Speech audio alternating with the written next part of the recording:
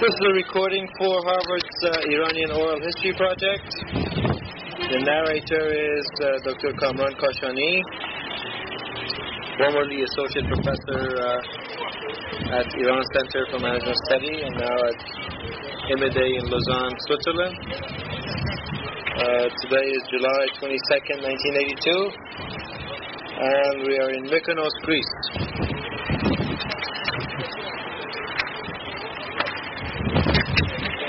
Well, I think it'd be interesting to start our session today by asking you to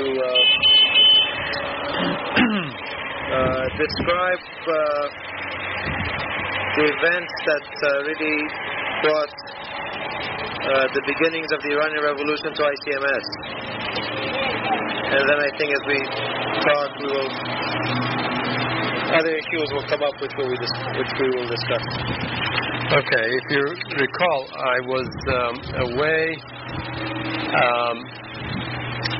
from ICMS during the fall of 1978. I was in the States working for a Continental Camp.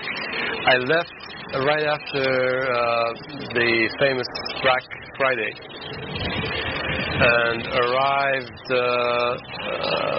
just before it was still during the martial law, but it was towards the end of the martial law. So I missed about 2 months of this beginning of the year, academic year. I was not there, for example. Actually, it took a fairly long time before the beginnings of the Iranian Revolution affected ICMS, in the sense that the life around ICMS was normal. Needless to say, everybody was concerned, interested, apprehensive about what was going on outside. We had daily reports of where the incidents were taking place, which streets, which sections of the city were demonstrations. We never heard any shots from ICMS because ICMS was fairly removed from the center of the city. Nevertheless, when our messengers would come back, they would bring back news like what's happening. On occasions, the faculty would go, some members of the faculty would go, Iranian faculty, and visit. Not participate, but observe what was going on. Farhad, for example, was a case in point. He would drive his car right into the demonstrations, and he would actually hear hear the shots. He would even mention once that he was so close to the soldiers firing that some of the empty bullets would sort of hit his car. And he would, of course, come back with all kinds of stories about what's going on. I was myself doing some case research, case studies, and I was caught in the middle of a demonstration right around Eisenhower Street. But as far as the workers were concerned, there was nothing really happening. Life was working at the school. Life was as usual. Students were going to classes even though everything else was closed. We tried to keep this a well-kept secret because we didn't want to stand out as the only institution still continuing business as usual when everything else was shut down in support of the revolution.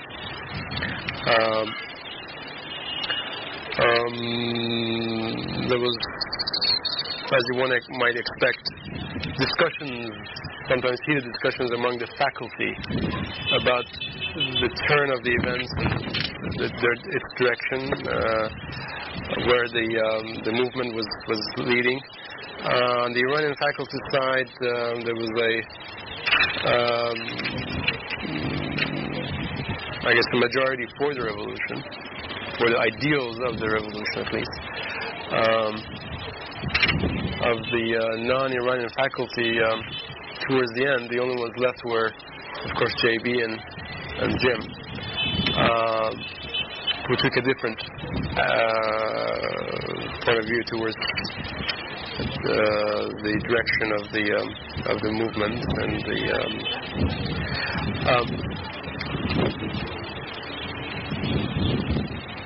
the students would be attending classes. There was not much of a sympathy for what was going on, except for lunchtime kind of discussions of, at least it was not observed. I could not observe any overt sympathy for what's going on, which was a contrast to the second year when there was a lot of fire and heat and so forth in the classroom for what had just taken place, the revolution. But the year before, 1978-79, I couldn't really say there was much overt support.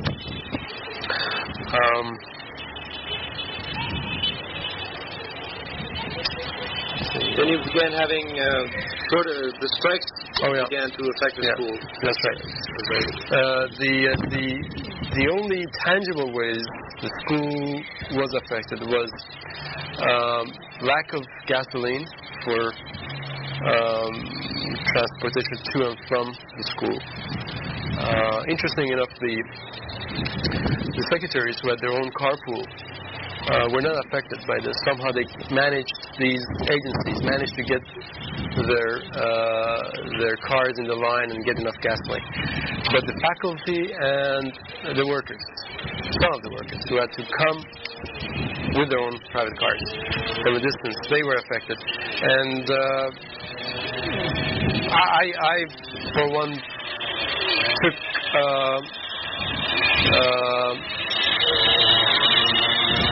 well, let's see. I had some left. I had two cars, so I was using both cars, and I had some help from people who would take my car and put it in line.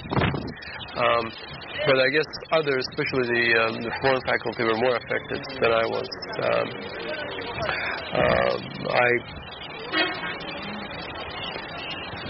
ICMS managed to get its a sizable supply of gasoline finally. So much so that we were told we had to take it because it was dangerous to have a tank full, a large tank full of gasoline lying around the school.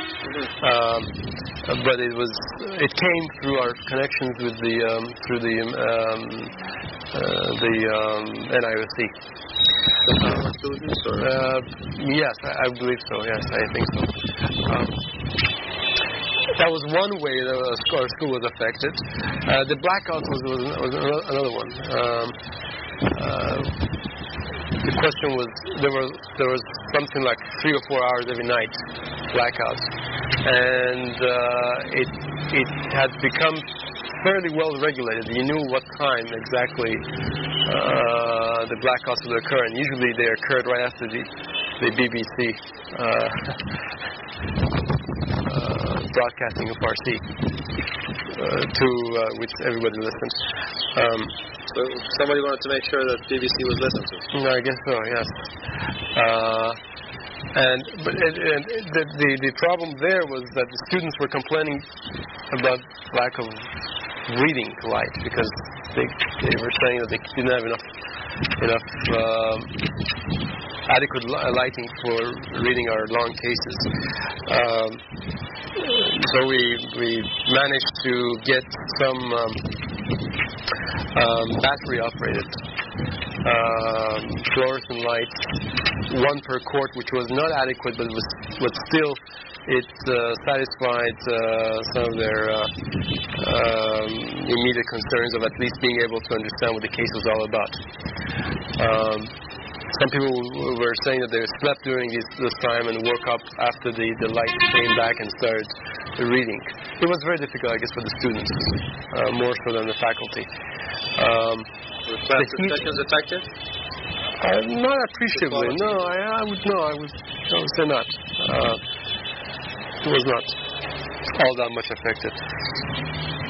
The heating was another question. We needed a lot of heating oil, fuel, which was very scarce, if you remember, during that time.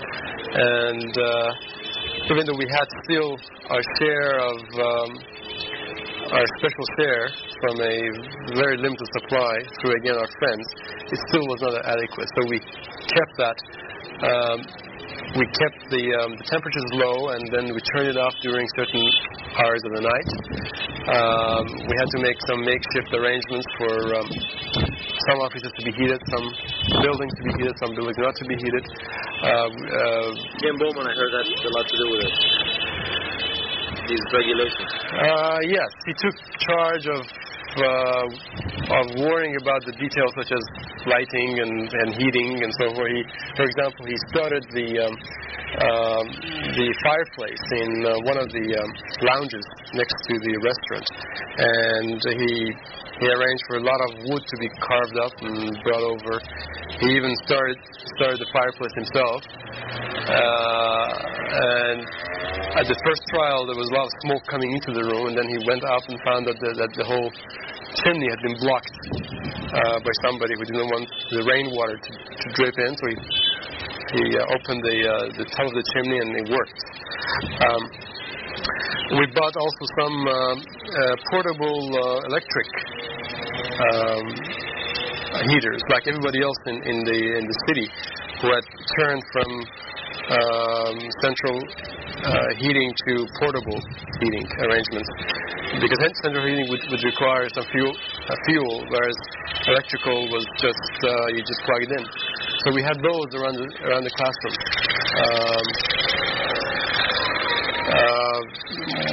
There was some arguments, questions as to where the limited number of these heaters should be, and we often came to the secretary's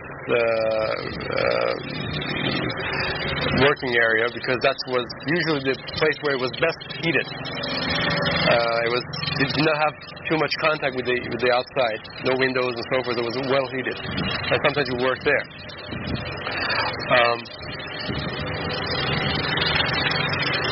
Again, prior to the revolution, these were the only minor ways that school was affected. We carried on. We made sure that everyone understood that if people heard about our continuing work, we might be forced to stop. And people kept that secret very well. So the point was that all the other schools and universities and everything, they were all closed? Well, they were open, but there were no classes being held, open for all kinds of political activities. I say that wasn't.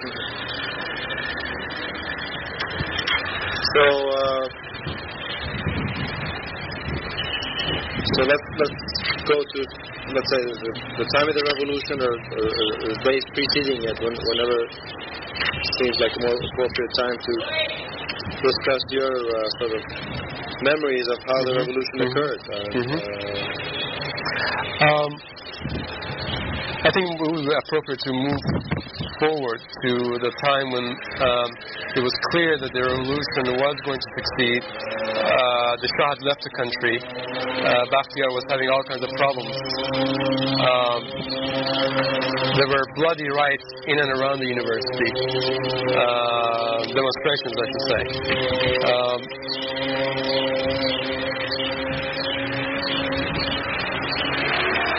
The question was, how should the faculty deal with this thing? I guess I don't recall very well, but I think we had a meeting on this.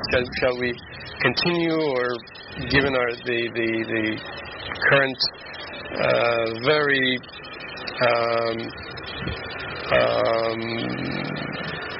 critical situation, shall we continue, or shall we stop like everywhere else and see what happens? Because it was getting to be very difficult towards the end. I mean, our limited shortage of gasoline, or limited shortage of fuel was just being depleted. And but I think the faculty decided that we should carry on. Then there was a question of how should the American faculty, those who wanted to leave, how they could leave. I don't recall the name of the chap who was in marketing. He was one of the first. Yeah, that's right. He was one of the first to opt for a departure. Who else was there at the time? Larry, perhaps? Was Larry there? I think he was there. Yeah, I think he was there. Yeah, he left. This is now before the revolution. This is before the revolution. Because at the time Americans were evacuating from Iran. Because all the way to almost to the end, the Americans were saying things were as normal. It was chance. I guess they wanted to give Bakhtiar a chance. By a full evacuation, that would have meant that they're losing hope.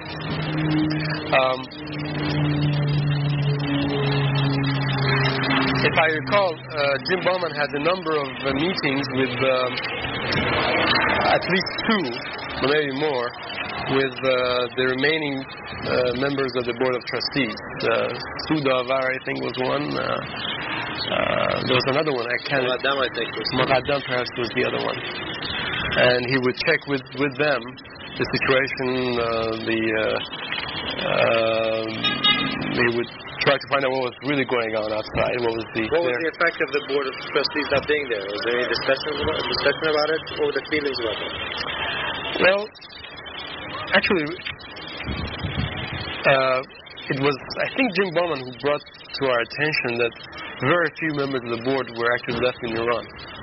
It was, again, towards the end of this difficult period preceding the actual revolution, those 2 or 3 days of the revolution. And he said that he needed support the most at that time to understand what was going on, to see the course that the appropriate course the school should take in confronting the changes that were taking place or were about to take place. And he found himself abandoned, and he mentioned that a number of times. And I think he, in a way, he was sincere in his expression of being left alone. I think he really did need advice at the time. He had only been there, no more than 9 months. So this whole thing was a very uncalled for intrusion into what he had set up to do. And the faculty meetings, he brought that topic up a number of times. And it was, in a way, was saying that basically this is it. We are all in the same boat, and we should make our own decisions because there's nobody else up there to help us through this. But interesting enough, he was a rather isolated person himself. He would not talk to many people. I think that's his personal style. And although I guess deep down he wanted to know what was going on, but he would not sit down and talk to any one of us individually. Only in faculty meetings were these issues or these questions or these concerns brought up by him. JB had decided to stay on through the year, at least through the year. He didn't really see any immediate personal danger. Everybody else left, those who could leave. So who were the faculty members who were there now? It was Jim Bowman, it was the sergeant, myself, Farshad, Rafi, Kamal Al-Ghaid, Siamak Mubahidi, Fahad Semiar, Yeah. Kasta, Ferdos, and Rostam Kavusky. Basically, these were. In fact, if the faculty had been more like the first couple of years of the school, the first even 3 or 4 years of the school, when the majority of the faculty were American, and the Iranians, there were areas where Iranians were not represented, then I think the school would have to close. But we just, from the school's point of view, and perhaps from the point of view of the people who were there then, they were very lucky that they saw the year through.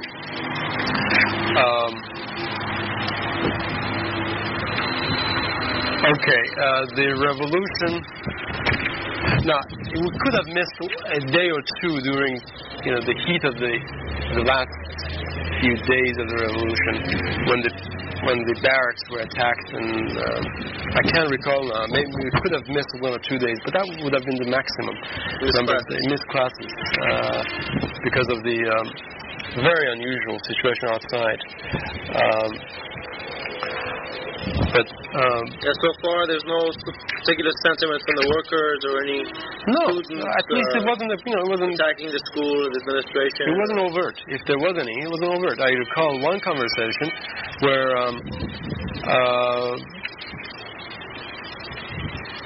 was the fellow who the librarian, not the librarian, but Haydari, who was a messenger, who claimed that because of his back, he couldn't do the runs downtown and back anymore. So Shapur put him as the guard to the library. Actually, they created a job for him. I heard this conversation that somebody was saying that, maybe this revolution is going to be for the better. And this fellow, who later turned out to be a very fiery brand of revolutionaries, after, of course, the revolution succeeded, he started saying that, no, let's not rock the boat. Shah was good to us, the workers, and without him, it's not clear what's going to happen to us and so forth. I just would say it was normal, it was not an overt or open support for the revolution, either from the workers or from the students. During those days, I think it was the second day, when the barracks were cleaned up by the people who had attacked them. I think our messenger was downtown doing something. He saw a crowd. He joined the crowd and went into, I think it was Jamshidiyeh, walked away with a very serious-looking submachine gun, and he just brought that one back as a souvenir to the school, as a sign of the revolution. He was one of several thousands of people who had picked up something here and there from these barracks. And he was the only one who brought something back. Well, yeah, I think he was the only one. There might have been one other person, but we didn't see his gun. His gun, he brought it back and he started showing to people. Jim Bowman happened to be there at the time. And since he knows guns and he can tell real guns from fake ones, he came down and examined that one and looked pretty real to him.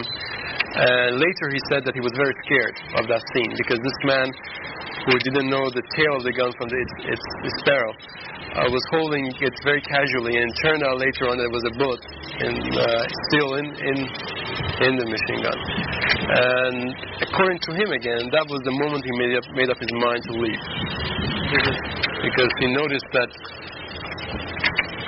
he had no control on the messenger because of the turn of events.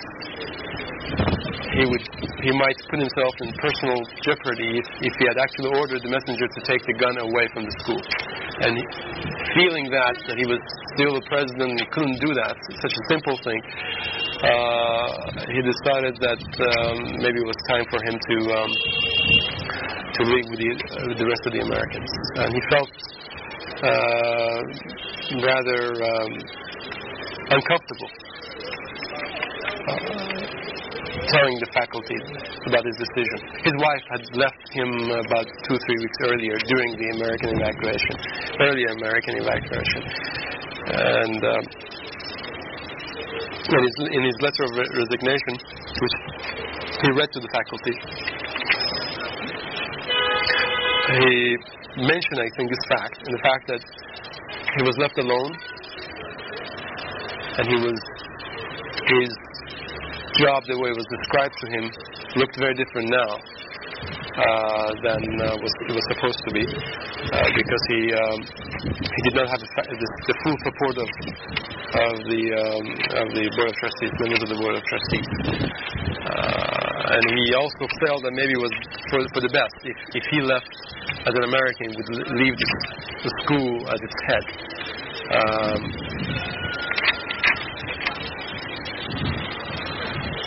And he made that decision very quickly, right after I think it was the 22nd of Bahman.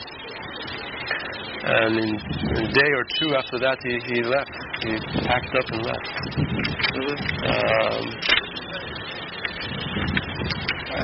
He left so quickly that few of us got to say goodbye to him. I didn't, for example. So what did you people do in the school without a president?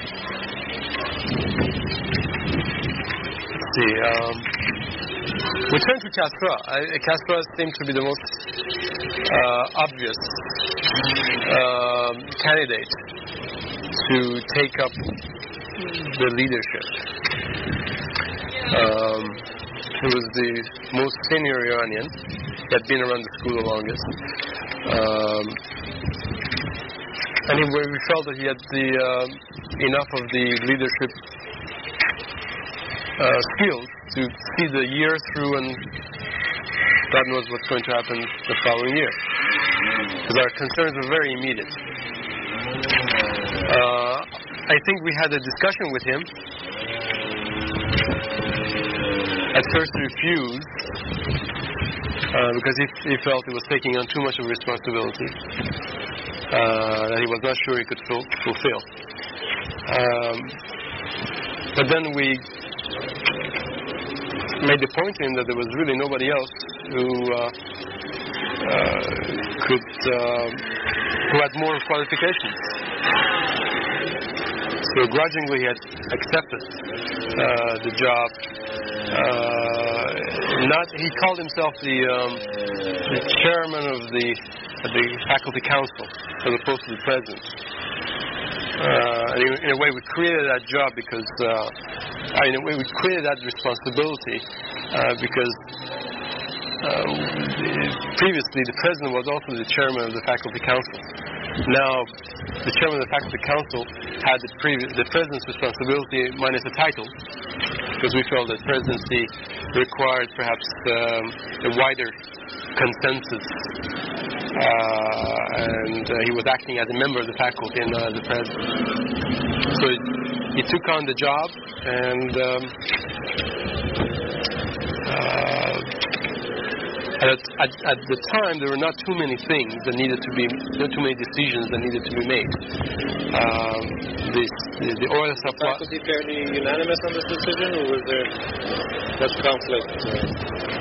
No, I think the faculty was pretty unanimous. I think so. At least I didn't sense any. We were really faced with very few options. I mean, we didn't have many options. This fellow, I don't recall his name, but he was the Muavene, he was Deputy Minister of Higher Education. So we had our first meeting, and went there, we introduced ourselves, and he said, "Oh yes, you're from that Harvard school."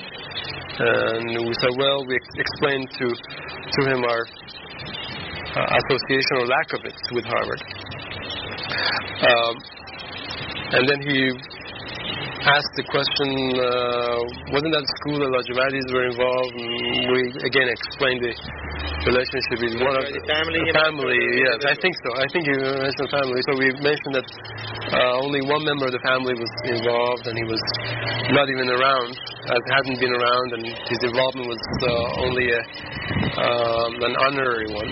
He was not benefiting from the school in any sort of way, personally at least. So that was sort of an introduction, with a very difficult introduction. It was time to cut some old ties to survive. Exactly. We had to dissociate ourselves from our immediate past and build on our strengths, which we felt were that we were training managers at a time when Iran needs managers, and the fact that some of our alumni were in rather prominent positions immediately after the revolution.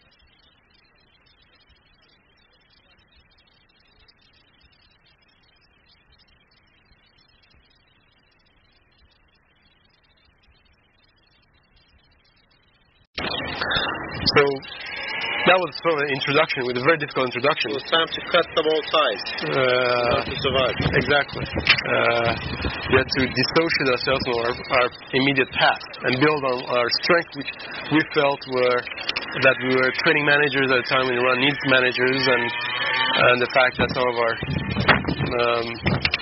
alumni were in rather prominent positions immediately after the revolution. Which ones? Well, Shfaahi was one. He was at the time spokesman or deputy to assistant to the Prime Minister, Bazargan. His colleague also, who was now in Iraq, Bushari, had been appointed some very high position in the oil ministry. There were others too. I can't recall their names. There were others too whom we knew they were with the revolution, who were participating actively in the organization of the revolution, and who had immediately grabbed or given some jobs and some positions. But needless to say, he was not very impressed. The Deputy Minister. And since we didn't want to raise any thorny issues with him on our first meeting, we just felt that difficult introduction was enough for the first round, and we came out feeling rather bewildered and really not feeling very good about that meeting, because that was the first taste of what was going to come, that we had no legitimacy whatsoever, and we had to start from scratch, building a body of people who would explain us to the rest of the new community.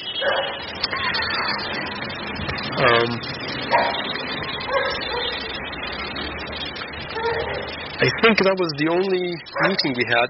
We sent letters, we congratulated Mr. Bazargan for the revolution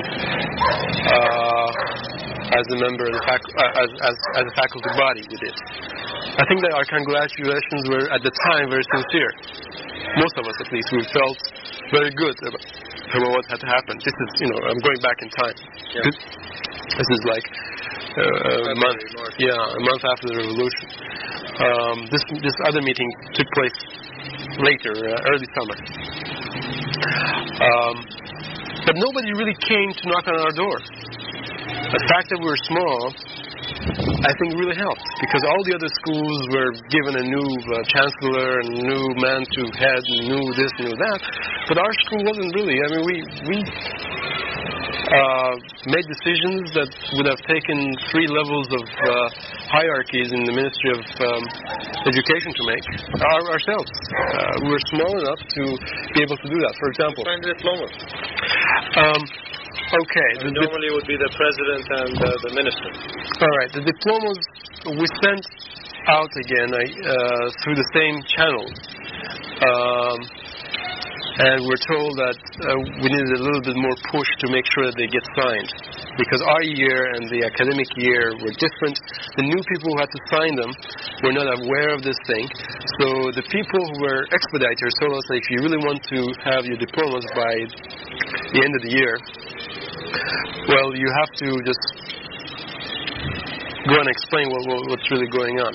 It happened that this fellow, this man I was telling you about, was the one who was supposed to sign it.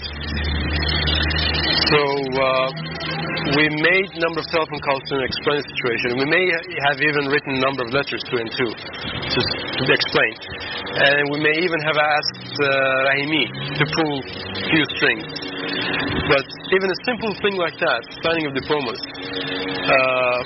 because these people were new, required a great deal of effort. And we realized that it was not going to be easy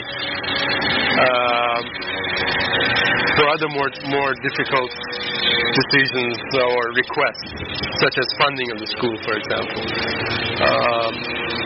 I should explain here that after Bazagan got established 2-3 months later, he sent out a memorandum that all government, all schools, private schools are now government, so we consider ourselves a part of the new system. Without mentioning any names, there were just a categorical list. All private schools are no longer private. And that the new government order on salaries, limits on salaries, also applies to all universities, all colleges, schools, private or non-private. So we had a dilemma because the maximum salary as decided by the Bazagan cabinet was 20,000. Or rather, really 15,000. In exceptional cases, with approval of the cabinet, something like 20,000 tumas could be paid. So we took upon ourselves, and at ICMS, few people, nobody was below 15,000, if I recall, and majority, I think, were either 20,000 or above. Even the newly hired faculty were at that level. So we took upon ourselves to start such things as faculty decrees, whereby faculty council would sit and make decisions and recommend the decisions to the chairman of the faculty, being Castor Ferdos, and he would only carry it out. So we felt we were in a way very fortunate that we could make these decisions ourselves without having to put up with somebody who is new from outside and hot on implementing the newly decided government initiatives and decrees. And that went on for a good 9 months. This manner of the faculty running the school. I think I should mention that even though Castro was the chairman, he was sort of replacement for Jim Bowman. During his months of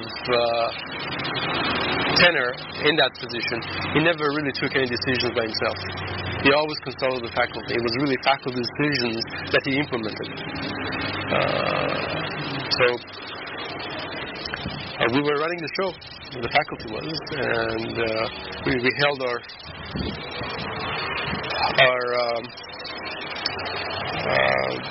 graduation intact, minus of course the military band. And the music? But the music was there. And who gave the diplomas? Normally it would be Prince Abdulrazak. Well, we had difficulty finding a prince, so we had to go for the next best. I'm trying to think who gave the diplomas, who made the speeches. Castro made a very good speech. He wrote it himself. His Farsi was much better than we thought, and he wrote a very good speech. And at the time, the pressure was being felt by the former supporters of the revolution, because some of their ideals had been betrayed right immediately almost. So in the first 6 months, there were quite a few disenchanted people, including Castro. So in his speech, he managed to throw in a few pieces. He did say very nice things about the background of the school, about the people who helped make the school, and about the ideals of the school. And he also hoped that in the new order, school would be able to survive as an independent, non-government school dedicated to its former ideals of training the best managers that could run very complex organizations in Iran. I'm trying to think who was he may have given the only speech, as far as I know. I mean, we thought of inviting this and that. We thought of inviting Bazargan himself, but we felt Bazargan was under pressure, and we didn't want him to become immediately associated with the school.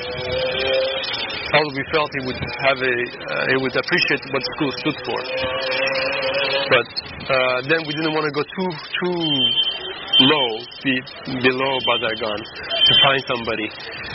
I could be wrong, but I think the decision was made not to have anybody else, and Castro was the only one who gave the speech. And as usual, JB would read the names. Everything else was intact, basically. No speeches in English. Was the student oration in English or Persian? Student oration. I'm pretty sure it was given by an Iranian in Farsi, but I don't recall his face or his name. I'm pretty sure of that. It was a very Persian school, and even JB, when he would call his names, would say Aghaye, Khanume. It was a very, very Persian program, the graduation program. When did you begin visiting Ayatollahs and people to get support? Is it after Castro had left, or was he still there? No, when Castro was there, we were thinking of, because we knew he was going to leave, and in the meantime, we were trying again to find who might be a likely candidate to replace the whole board of trustees, because it was clear that we couldn't ask for too many people. We wanted one person who would have enough clout, who would not be considered as a radical, who would understand what the school stood for, who would not try to victimize the faculty for whatever that they didn't like about the former protectors of the school. In a way, we were looking for somebody who didn't exist, but we kept on looking. I think that it became very clear that person, that ideal person, did not exist. I think we were carrying out the search. We had made some offers to people like Govahi and Boucheri to be involved with the school, even bring their, set up an office in the school. We didn't know what title they would bear, but we wanted them physical association with the school. But they declined, because at the time they had too many good offers to worry about, and ICMS was not one of them. It was after we returned from our trip to Europe where we met and we sat around and we said we want to make the school go. We want to keep the school. We came back with the determination to go and find somebody. We even managed to meet Bazargan, which was a very interesting meeting. This is after the summer. This is the fall of 79. This is the fall of 79. Early fall, Govahi managed to arrange a meeting with Bazargan. In his office? In his office. We went to the former Prime Minister's. In Hovida's office? No, it was down below. From what we understood, Hubayda's office or all the previous prime minister's offices was in the second floor. This was on the first floor. In one of the offices that used to be held by one of Hubayda's deputies. So what took place at this meeting? Well, it was a very unceremonial meeting. Who were the participants? I was there. All the members of the faculty, except for JB. All the Iranian members of the faculty were there. And of course, we were headed officially by Kasra, who made the introduction, and Gubahi was there. Bazagan there alone, or Bazagan was alone. No, Bazagan was alone. He was. This meeting was in his room. Took place in his room. He had a little corner office, a little corner desk, very small desk, nothing big, and we had a round table. So there was no head and no tail of this table, and he just sat there again, very unceremonially, but very congenial and very informal. Well, that meeting was most interesting. Kasper was making an introduction about the school, background of the school. He might have known about the school, but we just said, let's go over the good points about the school, the strengths of the school. And we had quite a few. Wahid sitting there as a first-year alumnus of the school, we really didn't have to overdo it. We just went down the list. While he was making the speech, I didn't see this, but some of the others did, including Fahad Simyar. Wrote down on a piece of paper something and passes it to Proveda. Sorry. Bazagan looks at it. Since there were only 2 or 3 letters, apparently, he just puts it on the table. At that moment, Fahad Simyar can now see what was written on that piece of paper, and it said, "Ağay Ferdoz Baha'i hastan." Of course, that had nothing to do with the meeting.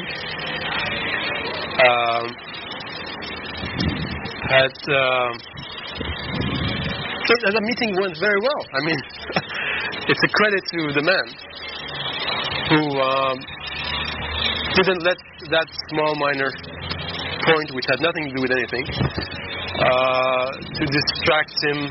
Apparently had distracted Gubahi. So much so he had to inform the man. But he went on, and we didn't see any, and he was very helpful. He understood the predicament of the school. He also understood how little he could do about ICMS.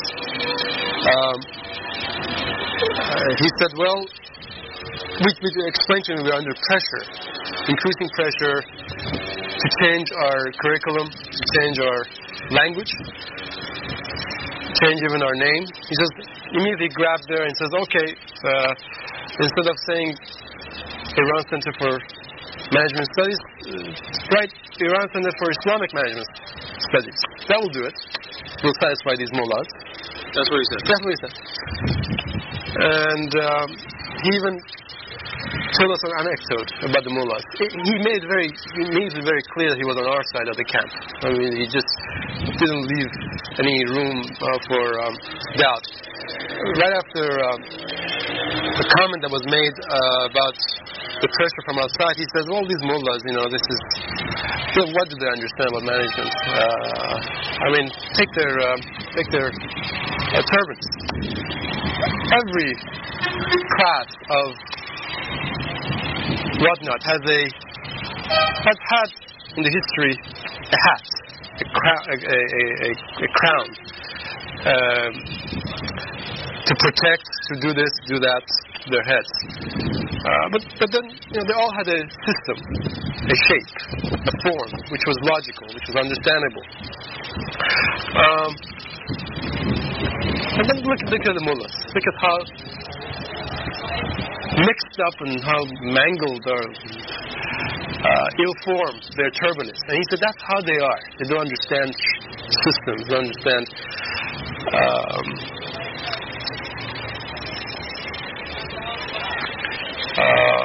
they don't understand management. So different on our side. We offered to him, and in a way we had to. We said, we know you're a very busy man, and we want you to look after ICMS. He said he would do it anytime, but he wasn't sure, first of all, it was good for ICMS. If he was personally associated with the school. Remember, this is after about 9 months, maybe more, that he had become a prime minister. He was under a lot of pressure. Later we discovered that we were told that he had offered his resignation by that time several times to Khomeini. And this was only a few months or a few weeks before the hostage take over the embassy. A few months. Yeah. A few months before, exactly. Yeah. The hostages were taken in October? November. Okay, this meeting must have taken place in a few weeks before that. But he said he would do anything he can as an interested member of the faculty, member of the government.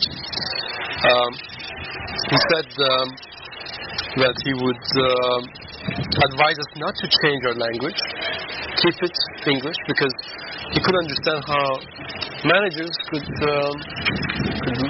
be real managers in today's international environment without knowing a second language. He said, keep it.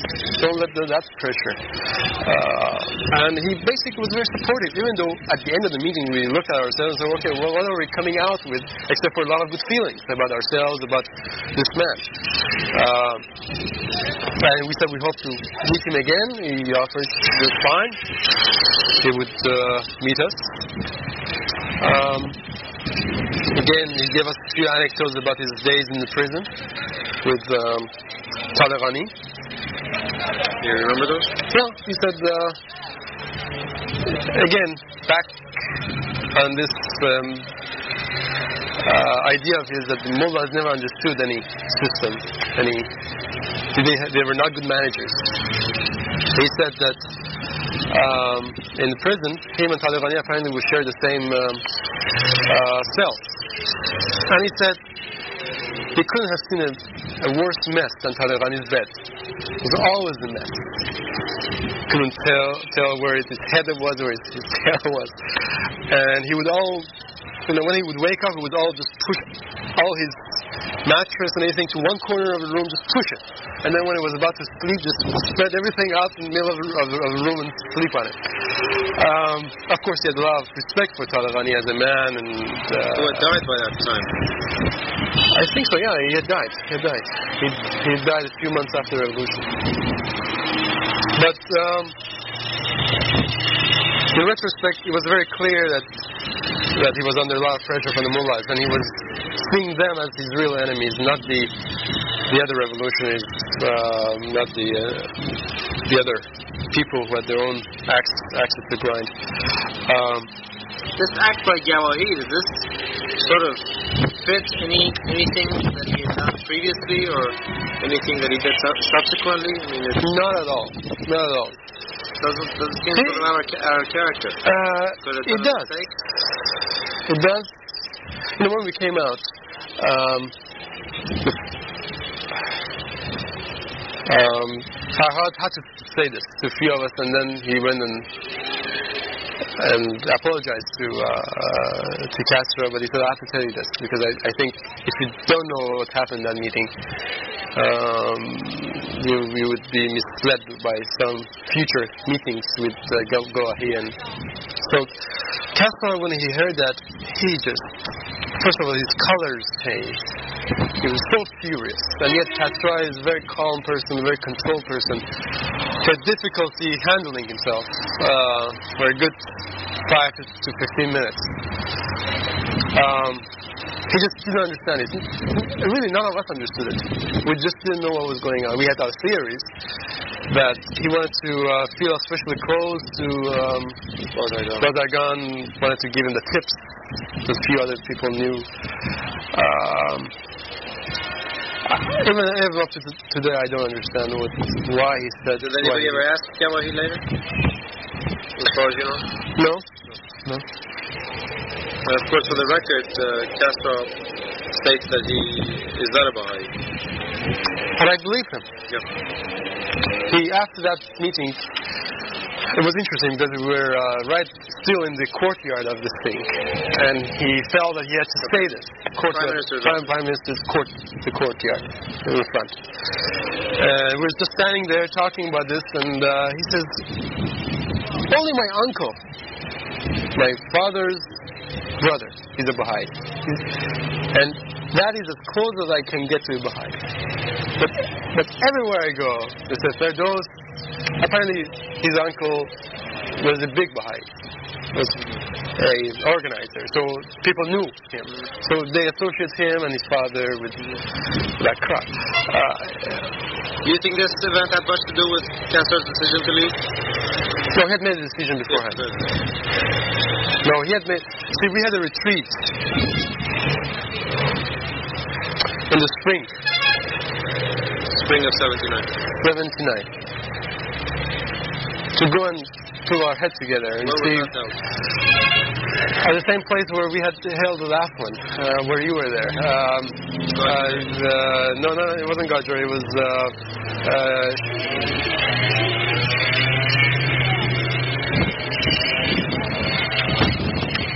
Check. So, it was a very good meeting because we brought our booze along. Wasn't very dangerous. At the time, it wasn't dangerous. I mean, it was. We knew we would be caught and we might be fined. Not fined. We might be even lashed. Given a few lashes. But it was, at the time, it was not a very serious crime. So, Siamak brought a very, very good homemade arak. You could taste the kishmish out of it. Anyway, there he announced he was going to leave. That he had made up his mind that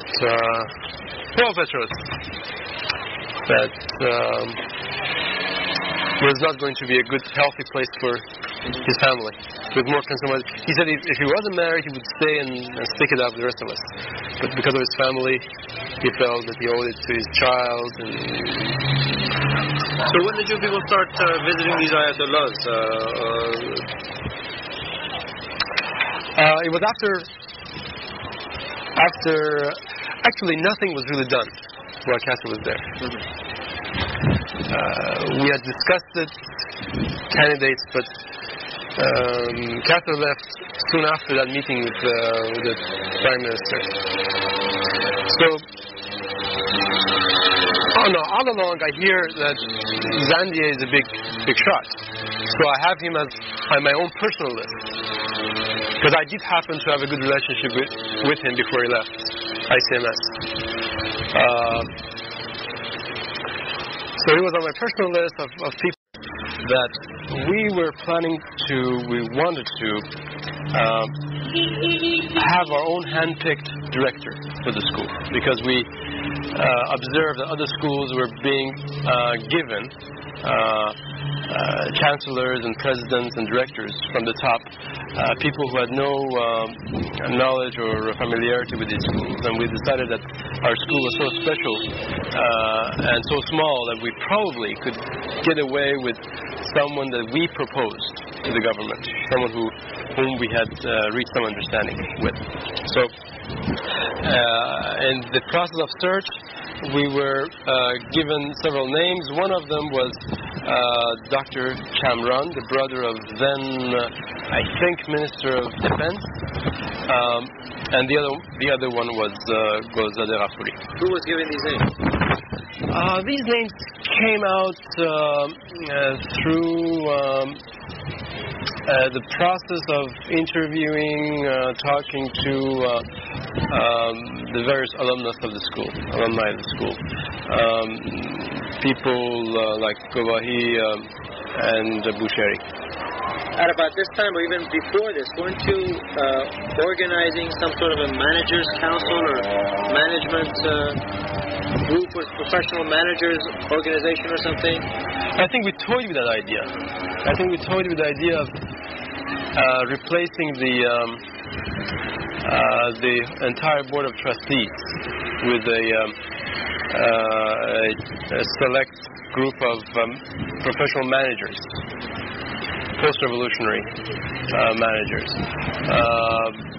and then having the school run by the faculty, because we had experienced rather harmonious working relationship while Castro was heading the faculty council. So we thought, well, if we can get away with a system whereby we would have to report not to a government body but to a group of managers who would also be approved by the government, then we would have the cake and eat it too. But that idea soon looked unfeasible. It didn't take very long to realize that was not going to work.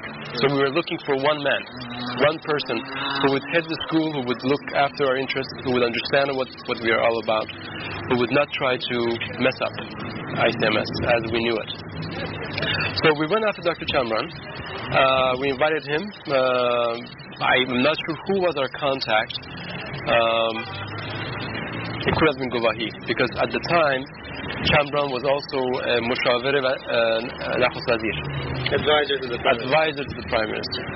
And so Shafáhí and him were working the same offices. So he came. Background?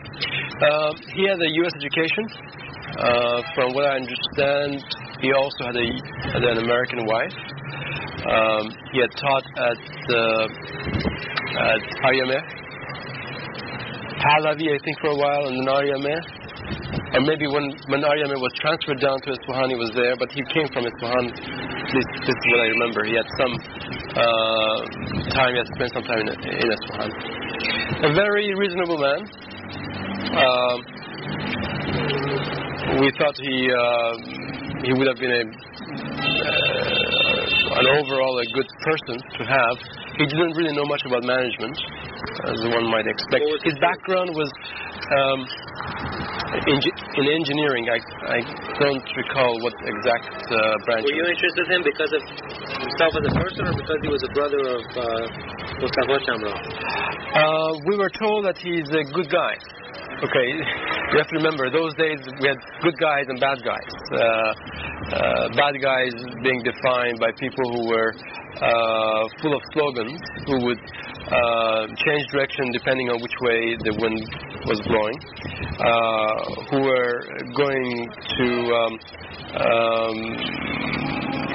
sacrifice the institution for their own well-being. And the good guys were defined people who had some principles, who could understand the value of managerial education for the future of Iran, who would not be opposed to ICMS per se, would not try to use the past as a weapon to destroy it. So he would be classified in our book as a good guy. How important was his relation, his being brother of an important person? Well, needless to say, when we heard Kamaran, the word Kamaran, we thought Dr. Kamaran was the other Dr. Kamaran. Then we were told that no, that he is the minister's brother. I think we were counting on that. I think the faculty was counting that this relationship we would again have the best of the two worlds. We would have a revolutionary, quote-unquote, revolutionary head. At the same time, somebody who was not waving any red flags and was not going to make ICMS a springboard for the next job. Because we were concerned about this. We didn't want people who would come here for 1 year and then move on meanwhile do anything that would enhance their future position. So we had lunch with him, with Dr. Kامران. At the school? At the school. We showed him the school, we showed him around the school. He was impressed. He had heard about us, but he didn't know much about us. He confessed that he didn't really know much about management education. So when he left, we sensed that he was not going to jump for this position. We were also offered them the position? Well, we it was yes, in a way we were offering. Hello. No. Well, we didn't offer the position to him. We were feeling him out. We're sending feelers, sort of expecting some response, whether he would nibble at it or not. You were saying basically available. We were basically saying that we are looking for somebody like you, who would understand the school, would promote the school, and then we would say, well, we hope that you would consider us as you sort of look through your next responsibility in the government. How were you thinking of getting him appointed? I mean, let's say he said that, yes, I'm interested. Okay, well, our feeling was at the time that if we went to the Ministry of Higher Education and we said, we want this man, and the man was okay, and he had the right credentials as far as the revolutionary government was concerned, that he would not be turned down. Okay, this was our scheme. We felt that our school was small enough that not too many people would want to fight over it. And here we are, proposing somebody who looked good from their point of view. We felt that this way we would be able to handpick our own revolutionary director, quote unquote. So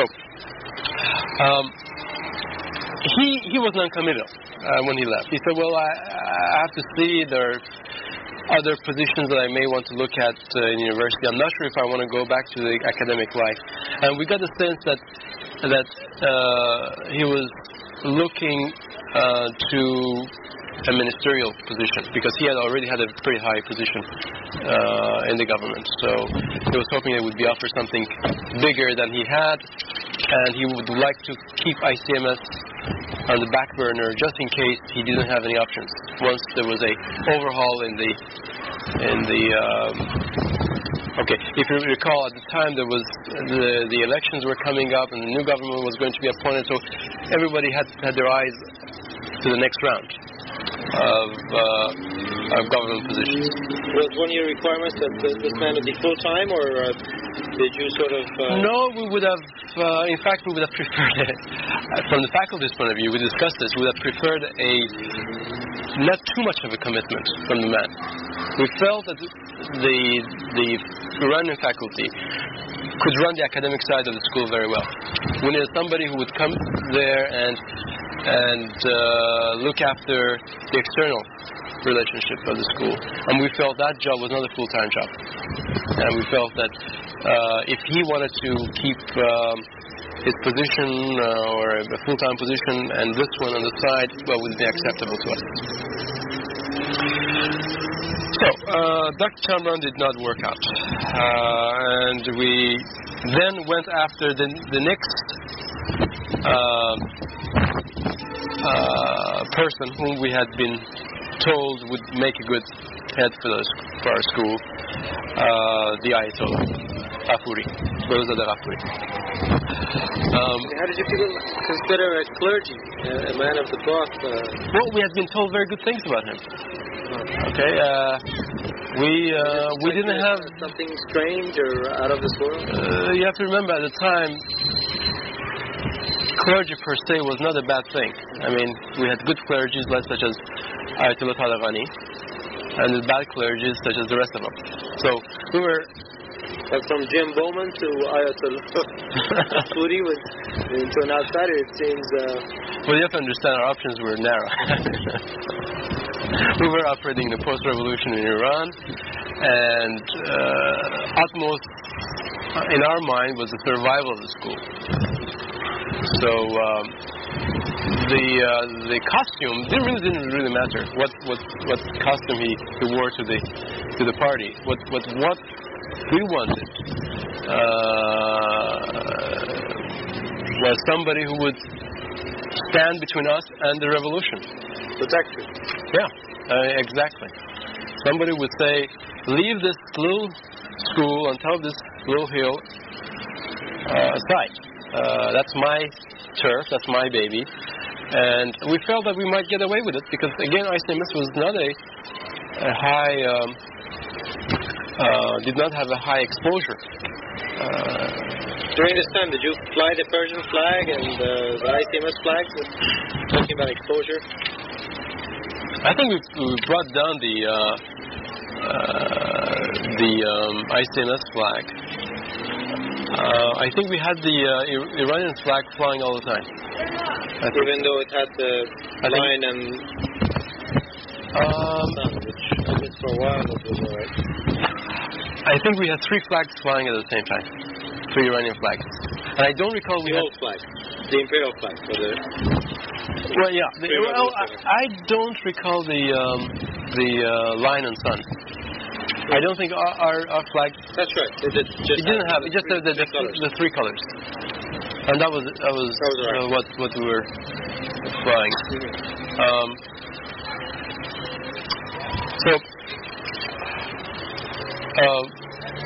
Now, after having said all of that, we were very skeptical about this Ayatollah. Because the list of the good Ayatollahs or good mullahs were pretty short. And we had not heard about this guy at all. We had heard he was he was a member of the Chamber of Constitutional Assembly, or a member of the Constitutional Assembly. But we said, well, let's go and talk to him. There's nothing wrong with that. So Bushari, who happens to be also a neighbor of this man, arranged a meeting for us one evening. So we all got together. Myself, Kamal, Farshad, Rafi, Kamal Aghaid, Farhad Simyar,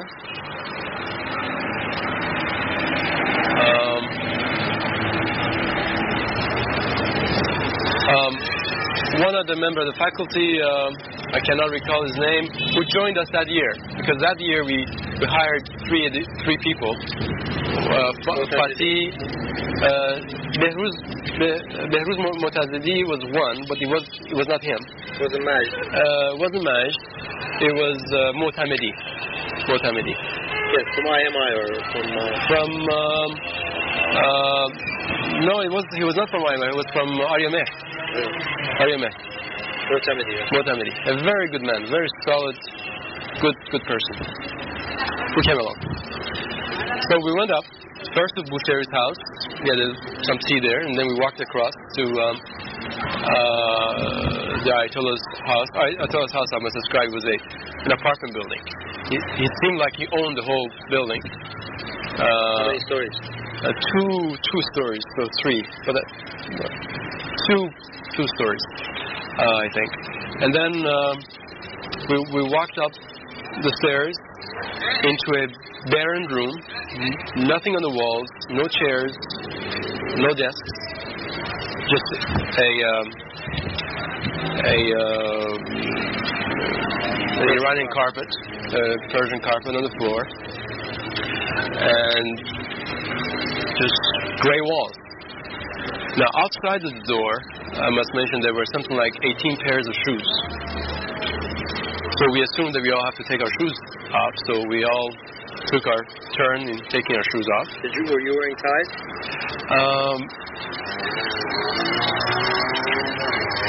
I don't think so. I don't think so. I don't think we were wearing ties. Although we were not trying to bend over backward to please this guy. When I tell you the story, what actually transpired, you will see that if we were not wearing tie, it was not because of we wanted to please him. So we took our shoes, we went there, and there's nowhere else to sit but on the floor. So we sat on the floor. It's very difficult sitting on the floor without any cushions. It's very difficult. So it took about 5 to 10 minutes before he arrived. He wasn't there yet. And Bushari was, by the way, with us. The owners of these other shoes, you haven't seen them? No, we didn't know where they were. Apparently, those 18 pairs belonged to the household of Ayatollah, who were in the other side of the house from this room. So, but they had taken all of the shoes off before entering the building. So Ayatollah showed up about 5-10 minutes later. A very modest man. You all stood up? I think, yes, we all did, yes. We all did. He shook hands with all of us. He had a sort of meager figure, thin glasses. He sat down, and we all sat down again.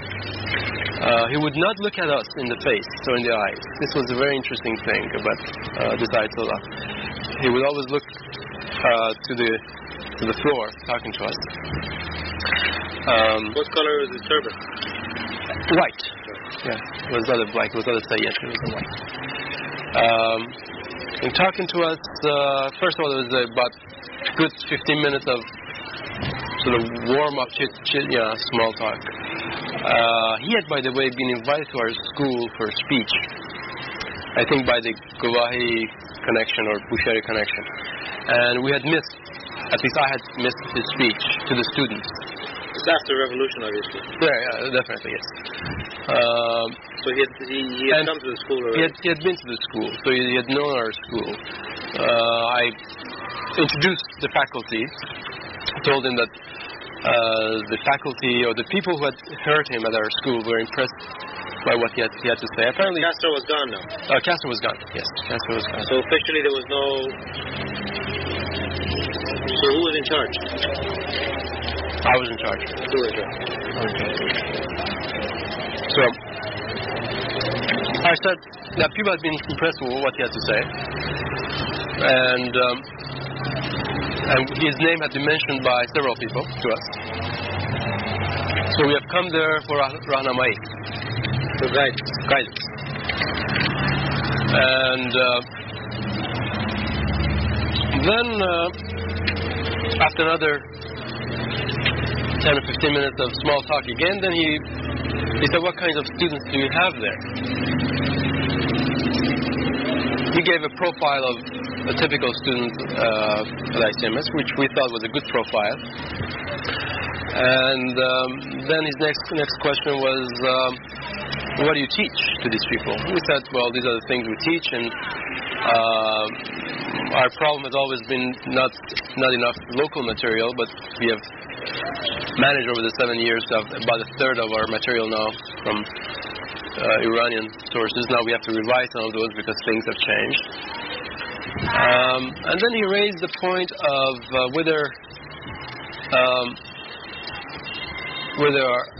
our students have any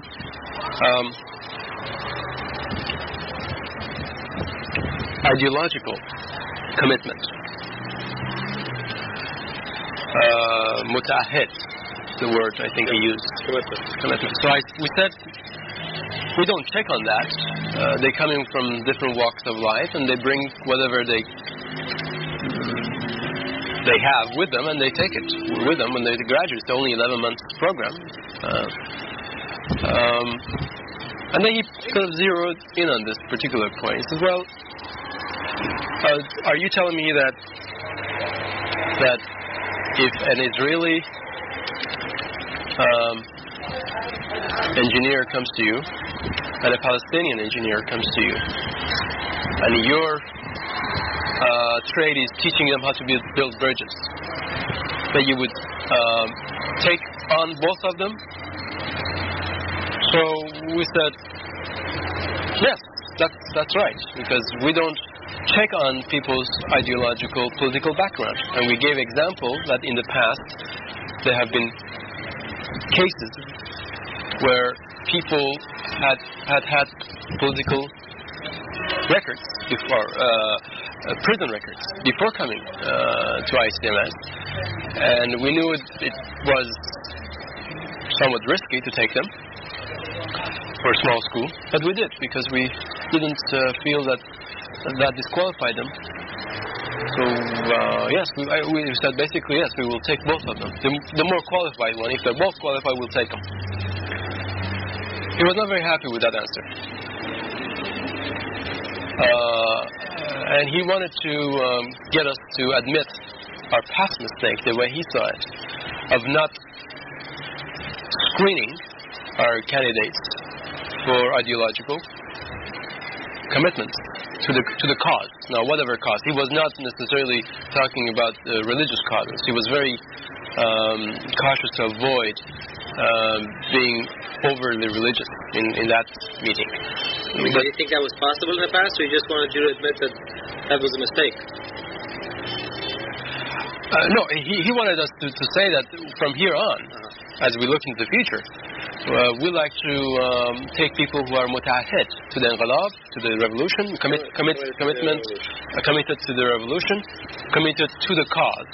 Okay, because it turned out later on, as the brief history of the revolution in Iran shows, that his cause and the Iranian revolution's cause were not the same either. So his son was later executed by the regime, and he's apparently in hiding. So, but he wanted, a commitment to the ideology, whatever ideology, but one ideology, one commitment, one. We were pretty adamant. I think we all took our turn to defend, very easily defensible, by the way, point of view. It's not very difficult to say that 11 months is not long enough. That by screening candidates for their ideology, we would be making the same mistakes as the previous regime did for rejecting opposing views. But I felt he had more difficult time than we did in pressing his point of view. The meeting ended following the stalemate. What was Boucher's role? Well, Bouchery made that's an interesting question. Play the role of a middleman, or he did he just keep quiet? No, he did. In fact, that's interesting because initially he made a very brief introduction, and then towards the end, when he saw that we were not getting anywhere, and with the faculty prior to going to the Ayatollah's place, had decided we're not going to sell ourselves short to appease the Ayatollah. So we're not going to relent on our what we felt was justified point of view. So when he saw the stalemate in the discussion, at the very end, he interrupted and said that you must understand, Ayatollah, that these are the people who joined the school prior to the revolution. And the revolution is something that doesn't happen overnight. These people haven't yet caught on with the momentum, the intellectual momentum of the revolution. Therefore, he was trying to excuse us. And we felt that was, put it very mildly, a shitty thing to do because that was uncalled for. His role was not defined to do that. And we were feeling very uncomfortable when he started saying that because that was just not his role, and that was not true what he was saying. But the interesting thing is that the Ayatollah turned and poured on him all his frustration that had been built up, al-Bushari, telling him that he had no right to say that. He had no right to classify people according to their degree of revolutionariness. And this was a very presumptuous position he was taking. Which was, you should have seen Bushari's face. So how were you people supposed to do that, screen the students according to ideology? Well, I think Ayatollah was playing a game with us. And he wanted to win that game. He didn't. But at the same time, he wasn't going to let a boucherie sort of describe or explain what was happening in that in a very simple-minded way, which is Boucher's style. So he sort of turned to Boucherie and really came down hard. For about good 10 minutes, he gave him a lecture that he probably is not going to forget for a long time. As he's sitting in Baghdad jail right now. As he's sitting in Baghdad jail for one of the things he's thinking about. So when we came out, Boucherie was silent. And then when the first thing he said was really meaningless, saying basically, did you hear Ayatollah what he said to me? And he's a very good man. He's a very understanding man. Anyway, so we left the Ayatollah's house feeling that he was not going to be a candidate, a serious candidate for a school. We felt that he had his own axis to grind, and he did at the end say that he would be available to offer us any help that he possibly could. So he, in a way, left the door open. The next move was on us, and we never followed that up. It was a consensus of the faculty present in that meeting that Ayatollah Afuri would not make the kind of a director we were looking for.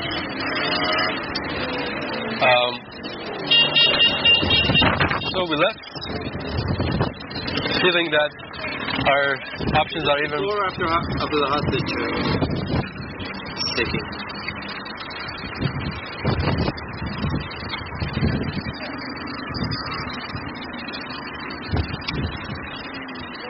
It's about that time. No, whether it was before or after, I don't recall. So Bazagan was still Prime Minister? I really don't recall.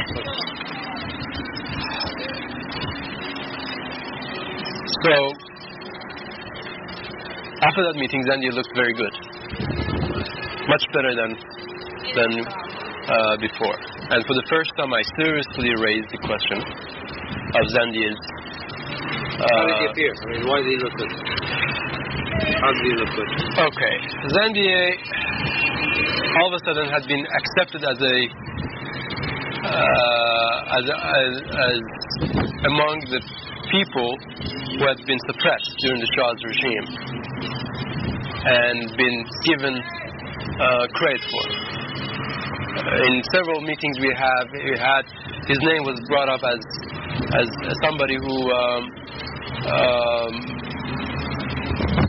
suffered through the previous regime. Now, I didn't know about his political background. He did have apparently some political records with the former regime. I wasn't aware of. He was accepted by the more educated group of the post-revolutionary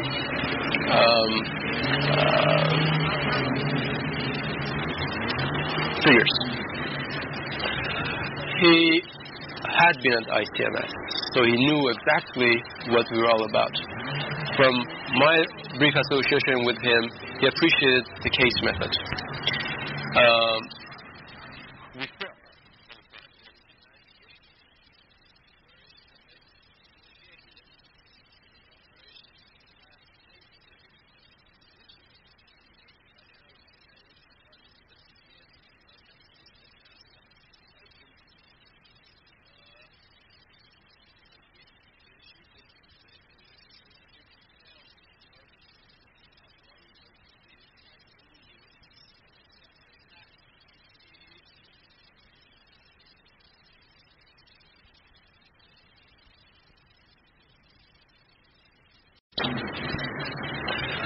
He had been at ICMS, so he knew exactly what we were all about. From my brief association with him, he appreciated the case method. We felt at the time that since he had gone through the same system, he would not have too many axes to grind after joining the school, because he had had his share of Harvard education, he had had his share of shaking hands with the prince, he had had his share of rubbing shoulders with لاجوردی, and so forth. So we felt that his lack of academic credentials, which was the problem at the time when he joined ICMS and left ICMS, was not going to... Well, he did get a doctorate. He did get a doctorate. With the help of Mr. Nahavandi and... That's what I understand. That's what I understand. We tried not to raise that point, even during the difficult times, the periods we had with him. But we had that as one of our... signatories for financial affairs. That's right. Before Jim left,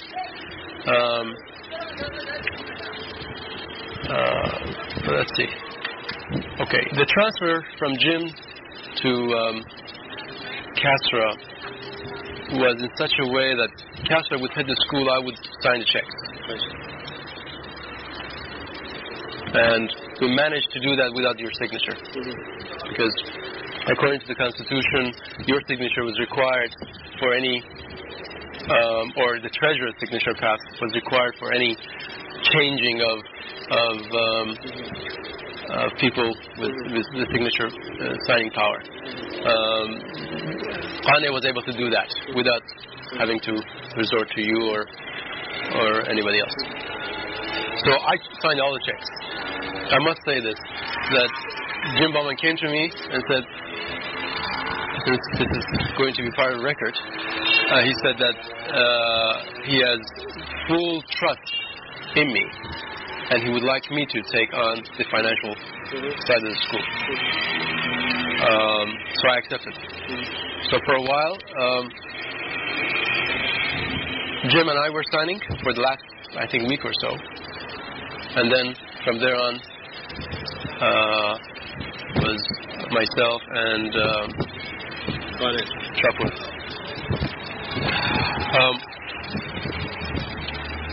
So I followed.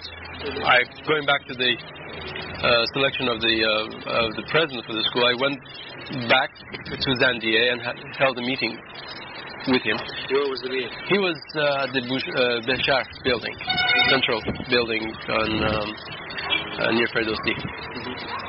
And interesting enough, he was in the middle of a symposium for all Beshar worker representatives. And this was a symposium in that big auditorium downstairs. I was, by the way, the first time I was seeing that building. It's a very impressive building and very impressive auditorium. And he was up there on the stage, calling the tunes, addressing objections, making what I felt shallow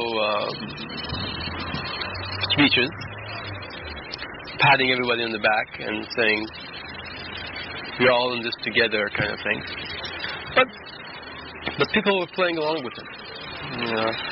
So at the end of that meeting, he knew that I was coming there to discuss this issue. And he had, on the phone, he had said he was interested. He was interested to pursue this. So as I entered the auditorium, he stopped everything, introduced Dr. Kashani from ICMS. As you know, ICMS is a well-known school of management who's helped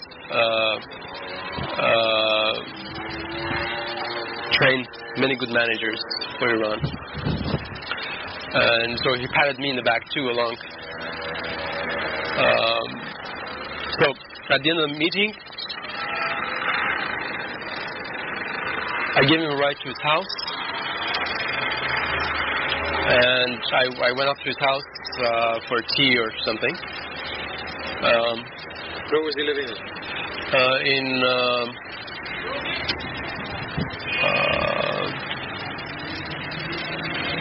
Shemran somewhere. Shemran, yeah. It's on the eastern side of Shemran. not as high as Sultanabad, but below that there's an area. I can't recall that. Anyway, he had a modest house. Darus. He had a modest house and a garden. He didn't have a car. He said he doesn't have a car. So that's why I gave him a ride. Along the way, I made a proposal to him. He said, Ghafuri is a good man. Maybe him and I could do something together. But interesting thing was that before I made any formal proposal to him, he understood the whole background of why we were after him, and he was interested in the job. What is in the background? Background is we need somebody. ICMS is valuable enough. We need somebody to protect us. Somebody who has credentials with the present regime. Somebody who understands the case method. Somebody who is not going to destroy the ICMS. Basic foundations of ICMS for personal. He knew why you were after. He knew exactly why we were after. And he was interested. In a way, he saw himself as a good candidate for that position, and he was interested at the time. We didn't know why. I mean, before I even approached him, I had my doubts that he would even listen to us seriously, because he was now heading the entire Beshar group, and anybody in that position would be looking forward to a ministerial job and not a head of a small school. As it turned out, he had his share of problems running that huge operation. And later on, whoever I talked to, who was familiar with that period of his stay at Beshar, was saying that he is a very poor manager. Autocratic, goes to a room, closes the doors, and makes a decision, comes and announces it, and that was sort of antithesis to the entire revolutionary movement among the workers. So he had his share of problems. But you didn't know it at the time? We didn't know at the time. Now I must say that 2 or 3 people who knew him post-revolution told us he would not make a good president for the school. So I had to go at some pain describing we didn't have many choices either. And to tell them that we had done our homework, I told them that we had talked to Kamaran, Ghafuri, Ayatollah Ghafuri, and one other person we talked to on the phone who rejected offhand and said he's not even interested to come and visit us. So we said, well, these are the people. If you know some good man. Who were the skeptics? What kind of people? Who were the skeptics? Who would? Skeptics. On the aside from Kamaran. They were the alumni of the school. All of them. Who had known him through Beshar, who had been working for Beshar, known him through Beshar connection. Some of them even had him as their professor. Yes. But that was a biased point of view, I felt. The people who had known him as a manager post-revolution said he would not be a good man.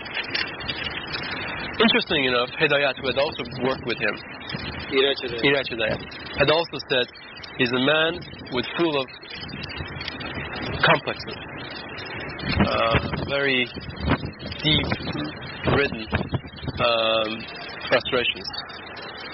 He came to ICMS after he departed from Hidayat. That's right. He had come to ICMS after departing from Hidayat's operation. So he had known him well because he had worked with him for 3 or 4 years. Well, he was interested, and I invited him for a meeting with the faculty, which he accepted, and we had our first meeting, I think, in less than a week. And there we made a formal proposal because everybody was there, and we said we're interested in you, and we were very open with him. We said we didn't want him to leave his other job, not knowing that he was going to leave his other job, and that's why he was accepting ICMS. And that he could look at us as a part-time option, that we will then, with his help, try to put together a new ICMS that would fit the new requirements post-revolution. At that stage, did he make any statements about the weaknesses or the problems with ICMS that must be corrected? Did he sort of not at all make any statements? Not at all. At that point? No. Not at all. At least I have no recollection of him giving any hint that he would be quote-unquote the revolutionary head for the school. So, following that meeting, he looked even better than we thought. Very reasonable man. He knew exactly what we wanted, and he knew exactly what his role was going to be. So the next problem we told him was, whoever accepts this job has to sell himself to the ministry. Can we do anything for you? We told him we didn't have many connections, but if there was anything we could do, we would. He said no, he would look after that himself because he knows Shariati, the minister of higher education, and he would take it up with him in one of his meetings. And he had a meeting with him in due time, in a rather short period of time, and apparently Shayati hadn't even heard of our school. He had only said, if there's such a school and you say it needs a head, well, fine. And now what we wanted was to write a letter saying that this is the faculty proposing this fellow, Zandier, to the ministry. But he said no, he doesn't want that. He wants to go himself.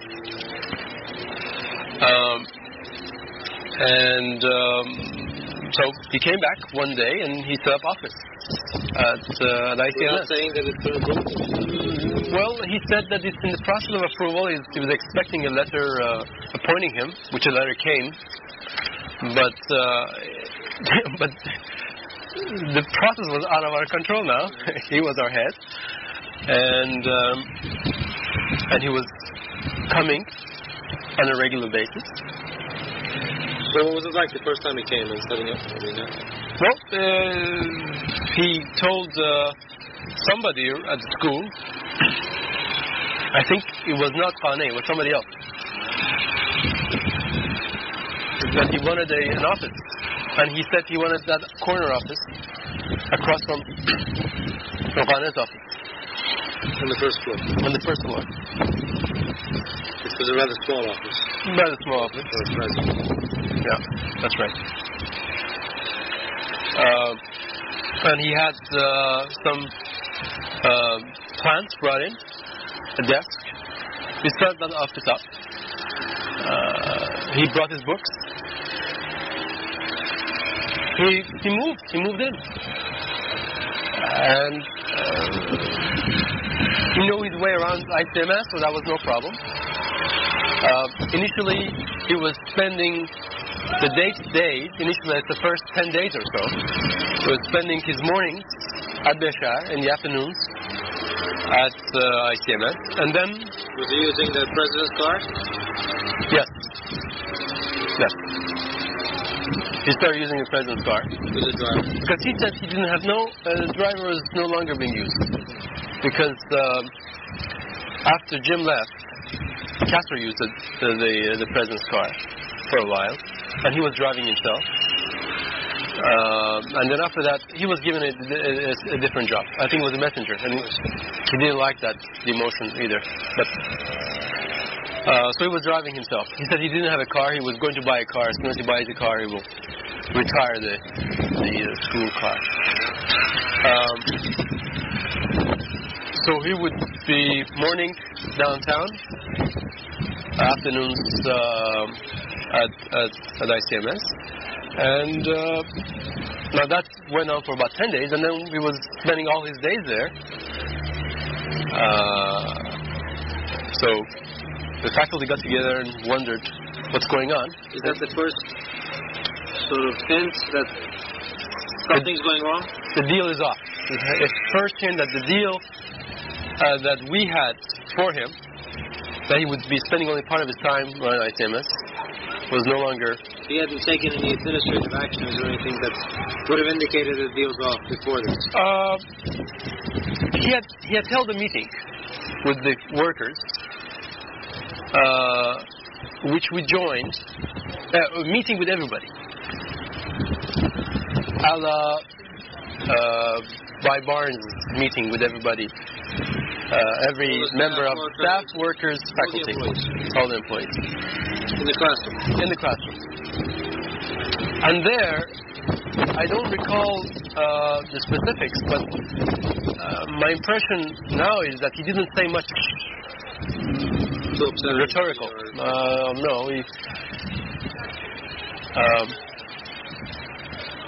he did raise the question of this fellow who was kicked out of the school, Mirzai. He raised the question of Mirzai. But he said he would like to look at the arguments presented both ways before he makes a decision on that. And now, his style, of course, was a different style. His style was I am the head of the school style. His style was, I have now been appointed by the revolutionary government to head the school. He did not say anything about us approaching him and making him the offer, which I thought at the time was unfortunate, because he was misrepresenting the faculty's role to the workers, who later on became a key player in this whole thing. Did you look at the good, bright side of it at the time, or were you worried? Did you perhaps think maybe it's a good thing that he's doing this, and in the long run it's going to... We had misgivings following his style of moving into the school. You have to remember, he's not a very sociable man, so he would come in, not talk to anybody, would go into the office, close the door, and would have meetings with a few workers, would come out and we'll see a desk being transferred to his room, or he would have the car under, he would start using the ICMS car right away without consulting the faculty. When were JB's books and belongings packed up? Was this during the first few days of Dandia? It was during the first few days of Dandia, yes. He came in and said, he started looking for a place for himself. And if I recall, one of the first rooms he looked at was JB's room. And then wondered why JB is not around and why his books are still there. So it was explained to him by the workers that he's left. So he made an arrangement. The workers were responding to the That's right. question. The workers, the faculty. So he had made an arrangement with the workers to have all his books packed up and taken out of the office. That was another sign that the faculty's role as somebody who was going to work with him, as somebody to call a spade, who brought him to the school, was going to be subjugated to his relationship with the workers. I must say he had daily conferences with the individual workers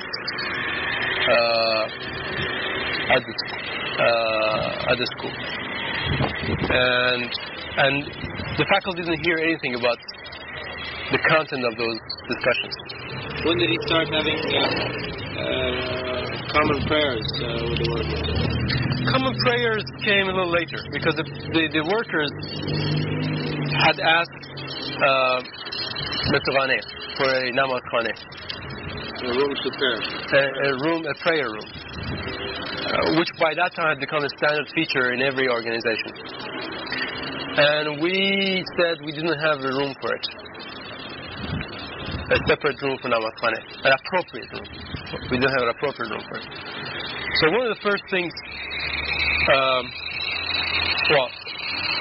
one of the first obtrusive things he did, which we felt was very much along, playing up to the workers' demands, was setting up this namazkhane. It happened something like maybe a month or so later. Official namazkhane with a sign on the door.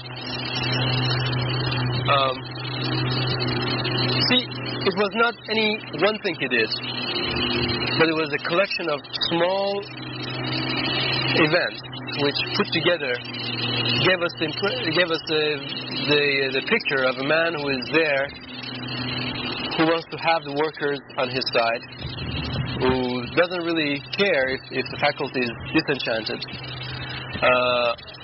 who was going to gradually phase out the women employees of the school, who was going to use ICMS as a springboard for the next drop. Now, as it turned out, he was involved with a political grouping who was still on the margin, and still is, I think, today. And with the Peyman as its head, Dr. Peyman as its head. And based on things that he told me privately at times, he was going to take his time while other parties and other groupings and other political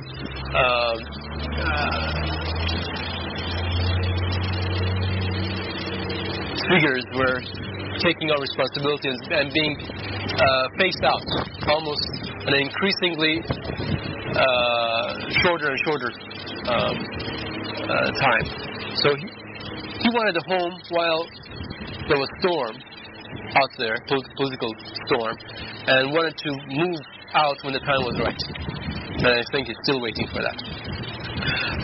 Going back to his association with Beshar, we learned, not from him, but from people at Beshar, that he had resigned from his position as the head of the Beshar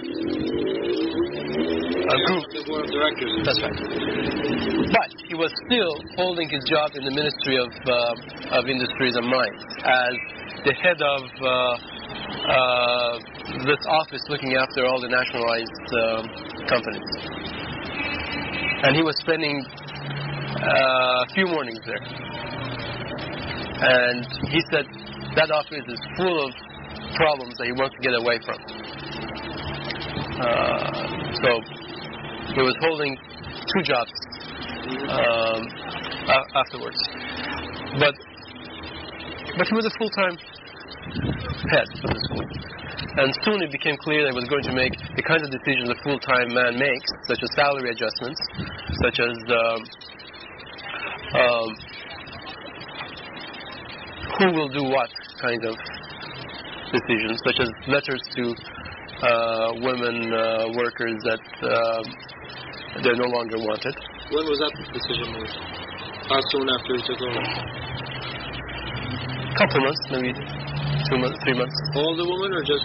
Well, he started with the weakest ones, people working in the admissions office. Why is that the weakest?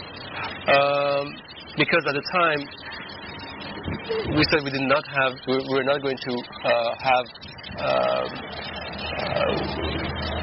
another year of MBAs, but we were going to spend 1 year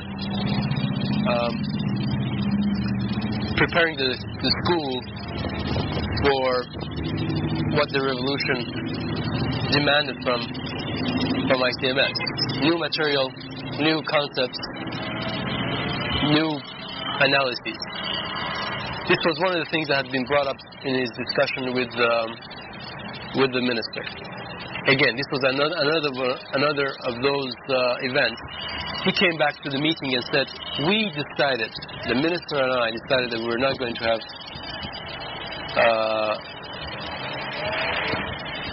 the following year, the full year of academic year. We're not going to take any students for the next year.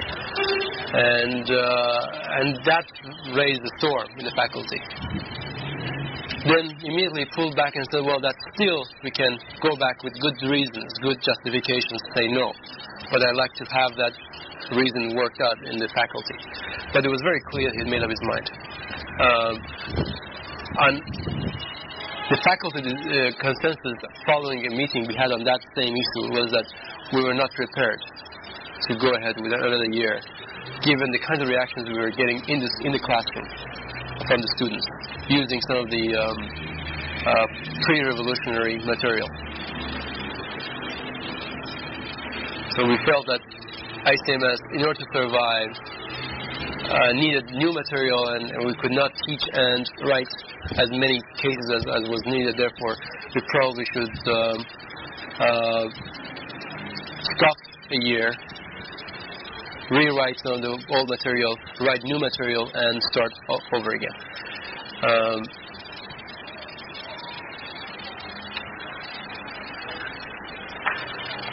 So you were saying that when he started attending ICMS on a full-time basis, the faculty got together. Very much, because it became clear. At a meeting, and so what do you remember about that meeting? It wasn't easy to hold meetings without him being around, because he was always in his room. Mm-hmm. So we would hold meetings in my office, sometimes in Kamal's office, in Fashna's office, going over the turn of events, the unfolding of the various phases of Zandier, which we had not observed before. Some of these decisions which we felt needed to be discussed, and we had discussed for a good 9 months in the faculty, were not being made by him without consulting the faculty. And he defined the faculty's role purely as academic. He came out and said that, in fact, because we questioned him on some issues, and he said, well, I want you to understand my role as the official head of the school is beyond just academics. Academics you can look after, but I'm going to look after other sides of the administration of the school, and including hiring, firing of people. Now, why he started from the admissions office? Because we had 2 women helping the admissions director, who herself was a woman, and it looked like they were not needed. We offered the counter argument, saying that if we are going to write new cases, we need additional typing staff, and these people could fulfill that role. And his official posture was that no, we would not need that many people, and we are oversized, and therefore we should reduce it. But he never talked about reducing the male employees. So he started firing and buying back their services, their retirement, or the termination. We would pay them a termination fee and would release them. The entire admissions staff were fired, including Susan. We had to go to court to get full compensation, because he was not going to pay her. Let's come back to this point at our next session. Okay. So this tape is now just about ended. All right.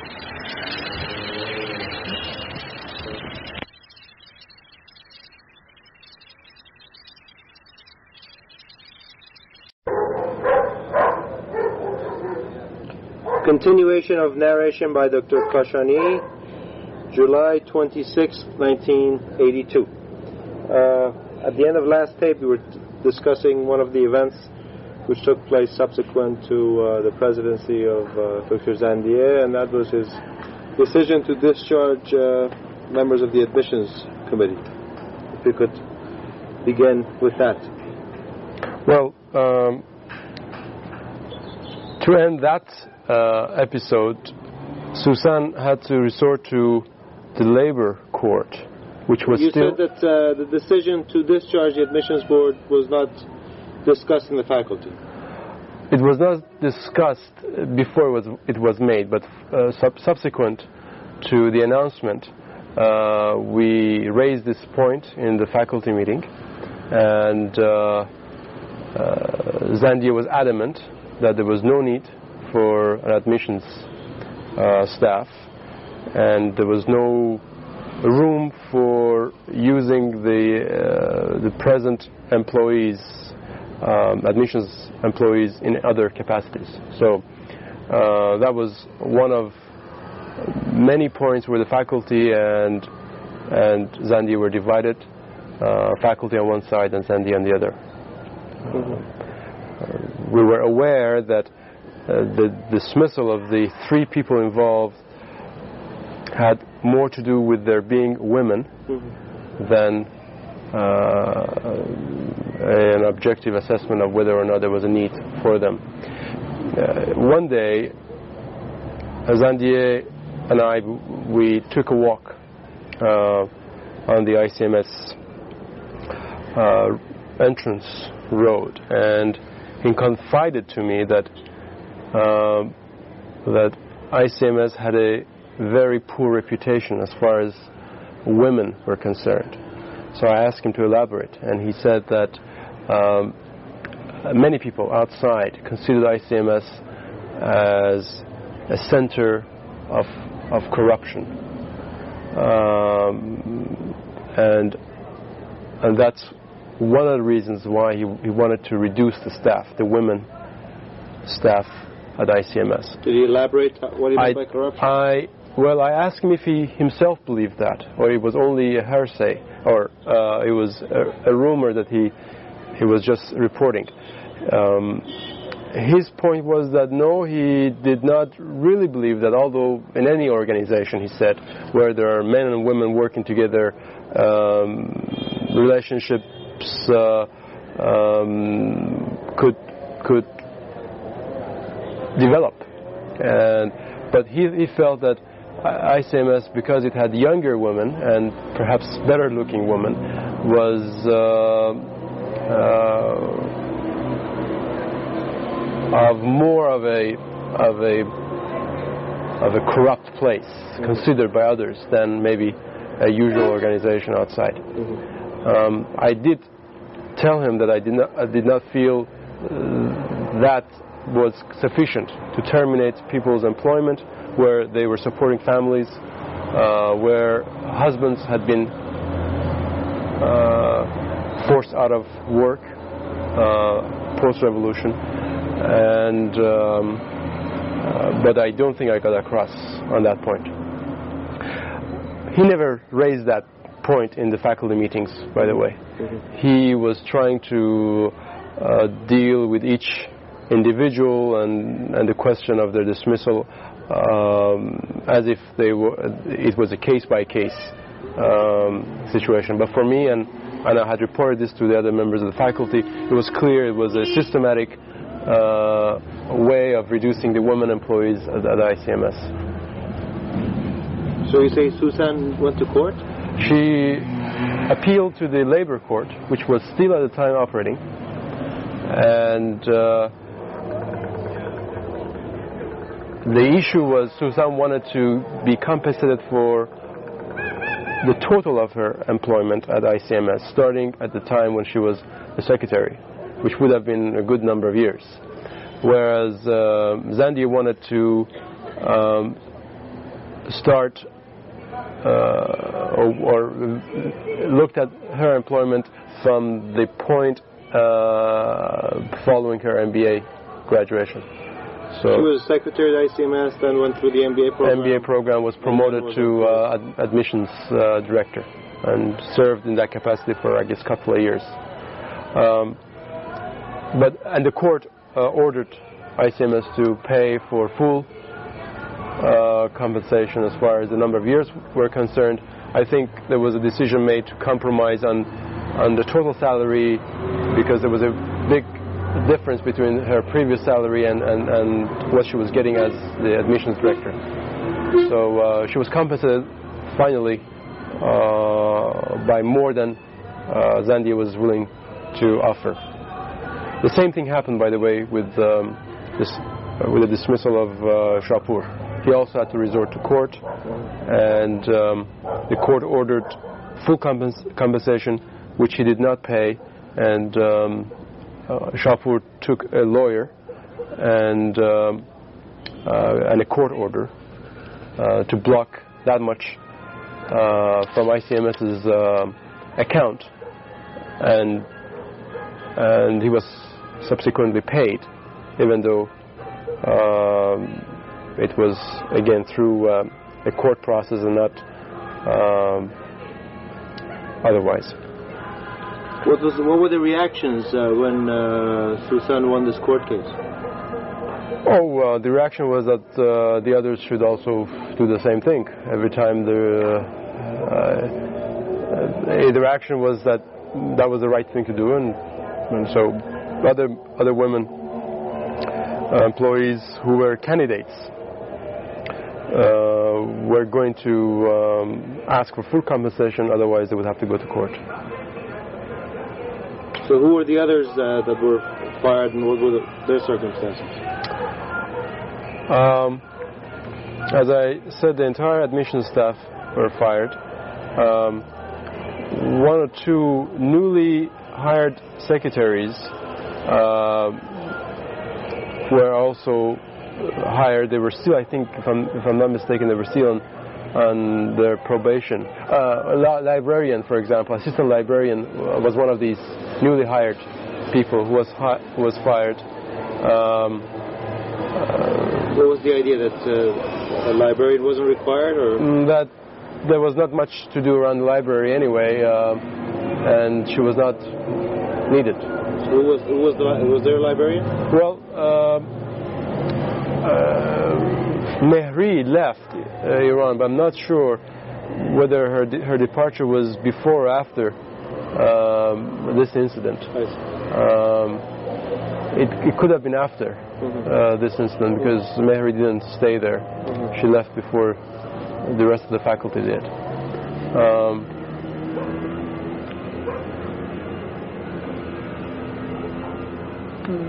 What was the background to Qane getting fired? Well, Qane and Zandiye were not on speaking terms for a long time. Why was that?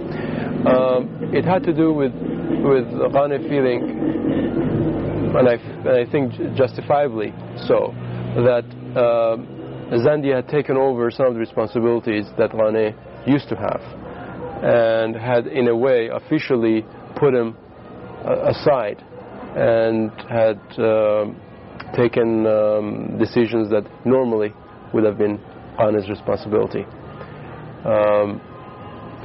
Qane himself wanted to get fired. He had indicated that idea to me because he knew there was no future for ICMS under the new leadership, and therefore he wanted out, but he wanted out on his own terms. Zandi, knowing that if he fired Qane, he would have to pay a hefty compensation, wanted to make the life as difficult as possible for him, so that he would have to leave on his own. I'm not sure exactly what it was. It was a series of incidents that didn't one have to do with the removal of the furniture from the vice president's room or something without Zandi's permission? Some files that were in the vice president's room, and Qane had removed those, and he was accused of stealing property or something? I think that was used. Remember, this was done prior to Zandi's arrival. I see. I didn't know. This was done prior to Zandi's arrival. It was a request by Dr. لاجوردی to have some of his files in the personal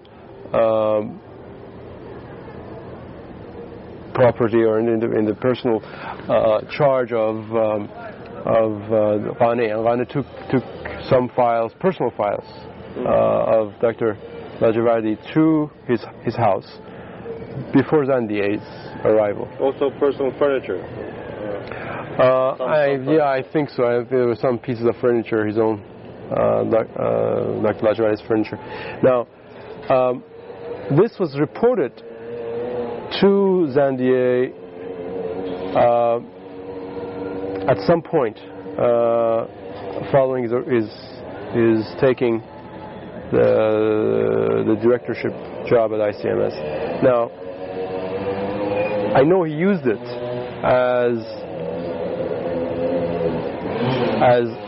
an excuse not to fire him, but not to pay compensation after he fired him.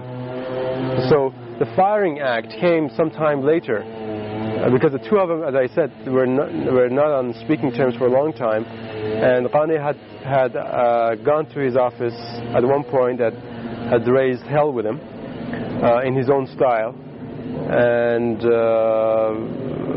even that didn't lead to his being fired. It was a culmination of a number of things that led Zandier to actually write the letter that he would be fired, and then in that letter, among the many or a number of acts of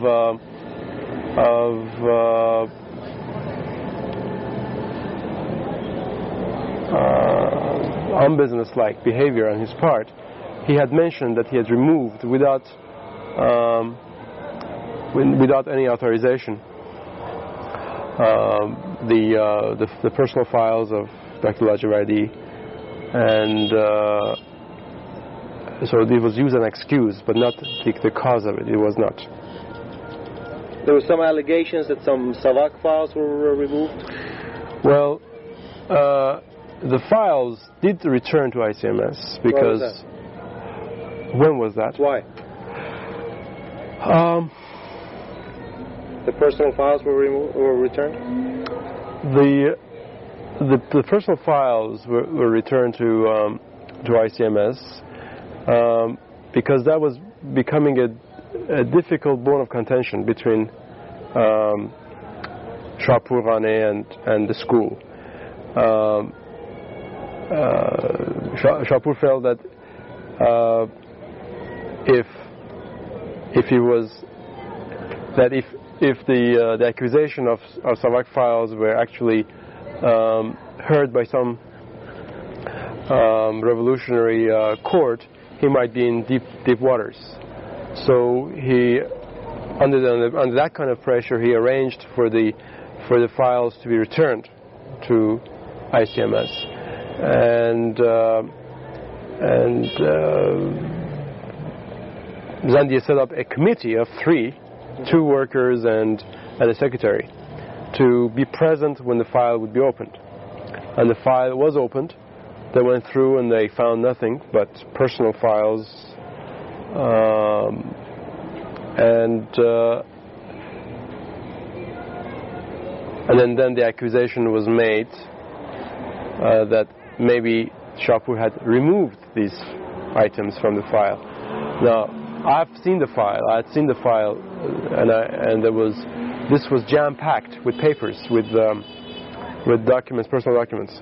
There was no way anything could have been removed.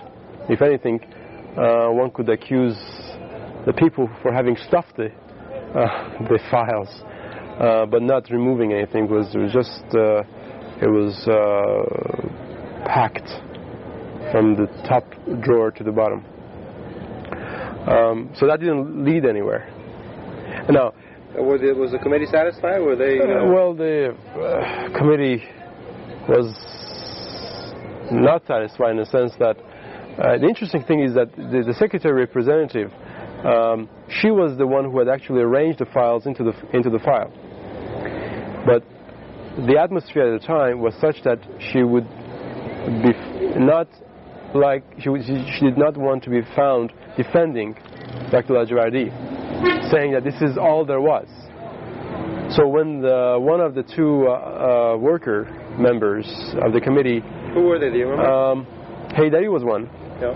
And there was a third one, which I do not... one of the 2 said that, well, the fact that there are no Savak files only means that it was here and has been removed. But But that was the end of that affair. There was no evidence anywhere, and Zandia was happy just to drop that, because he himself did not feel very comfortable being the persecutor of a case where the culprit might be لاجوردی. I mean, he just did not feel very comfortable in that situation, even though he was not exactly enchanted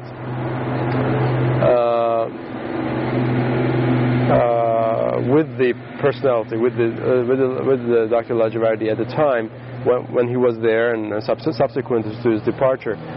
He still felt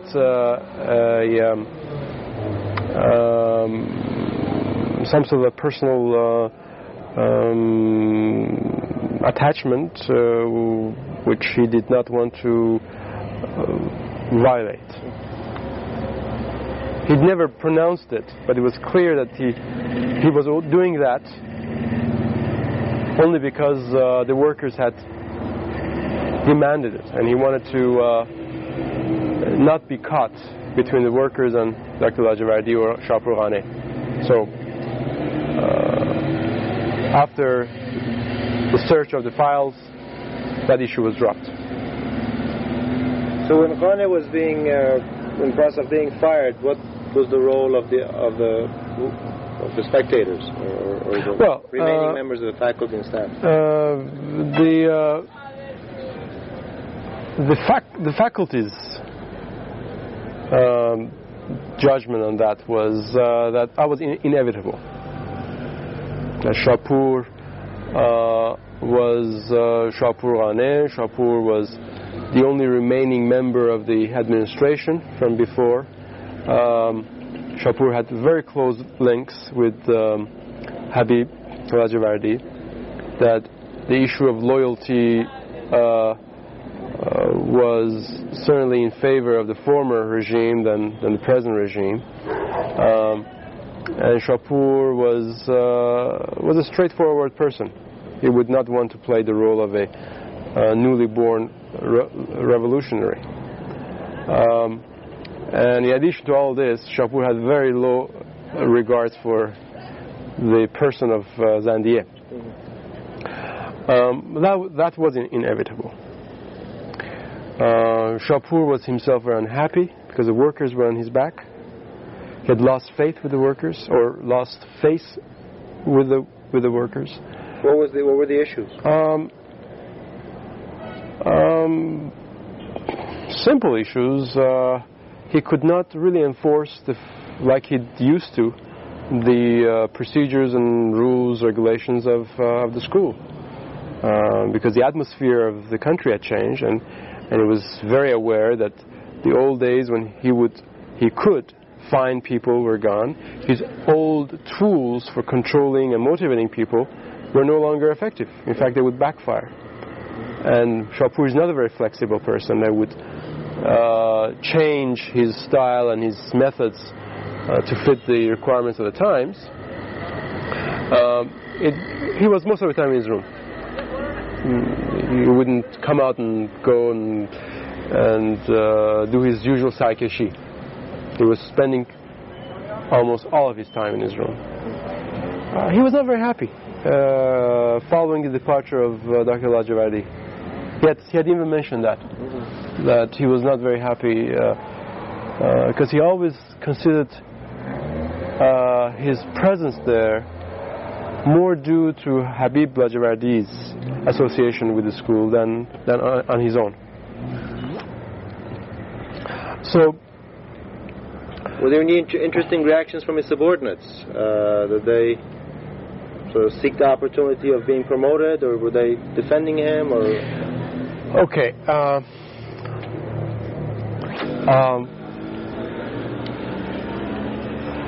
Well, the workers. One of the first demands of the workers.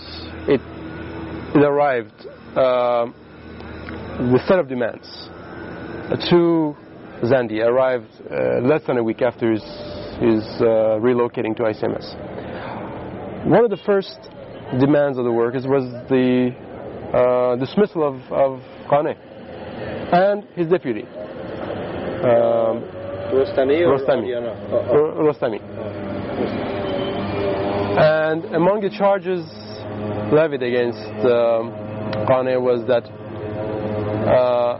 he was cruel, inhumane to them, that he had ties with the لاجوردis,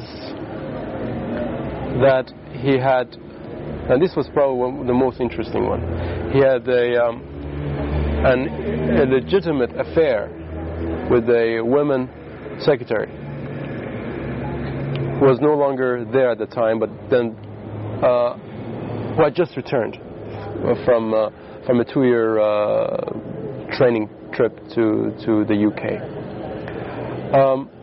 Now Zandier heard that, and he, in a way, put it on the back burner.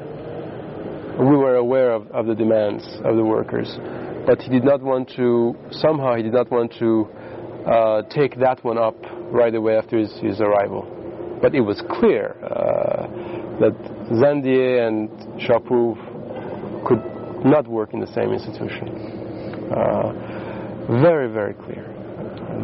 It was less than a month when Chaput went to his office and called him all kinds of names and walked out.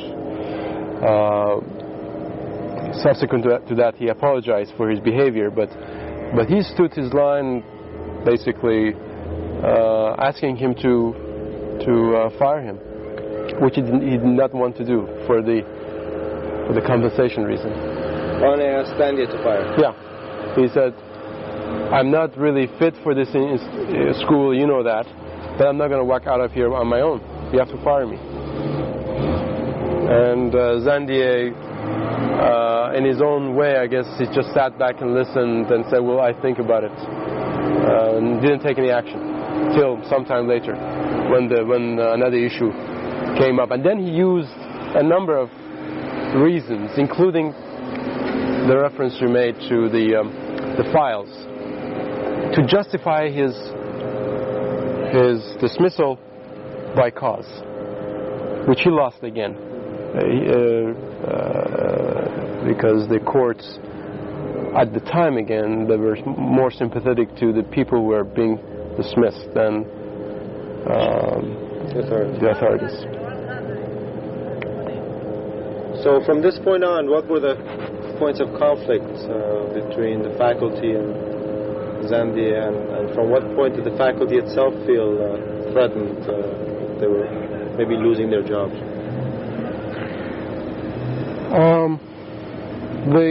The faculty, for the most part, was not concerned about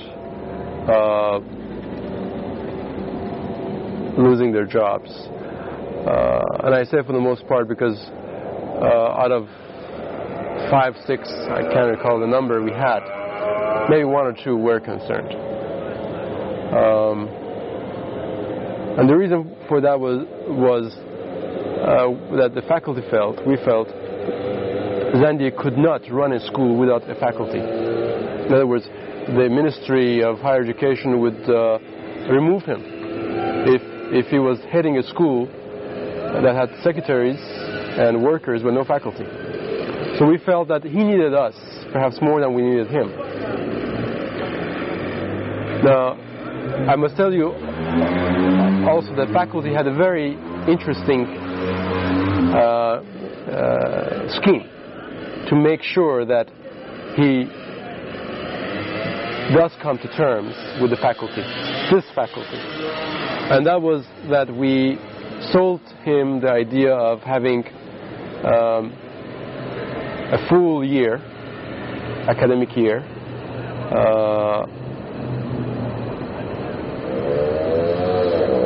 in 1980-81, during that year,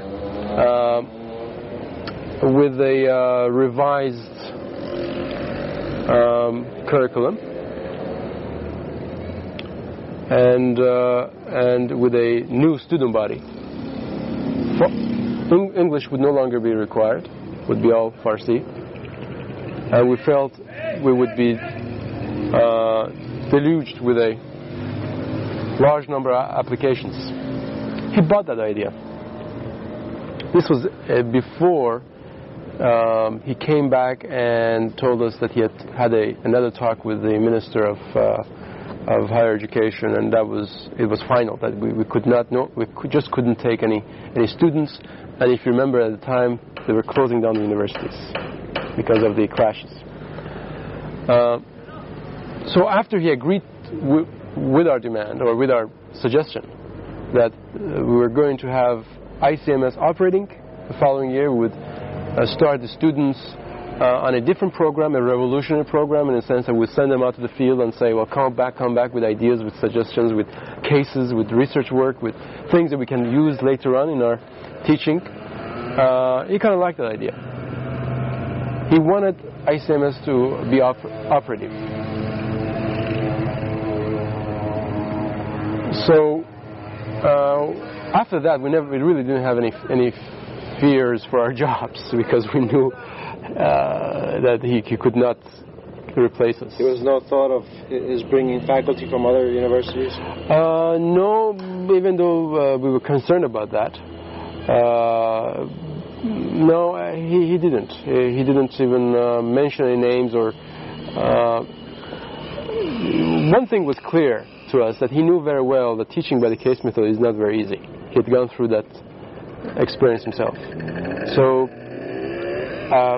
that was another reason we felt fairly sure he would not dismiss the faculty as a whole.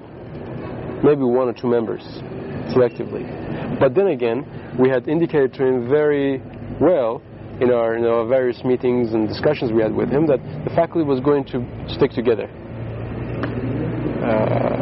It was very clear from the discussions, for example, in the faculty meetings, that he would be on one side of the issue and all the faculty on the other. Did he make any attempts to establish alliances with the faculty, to win some friends on his side?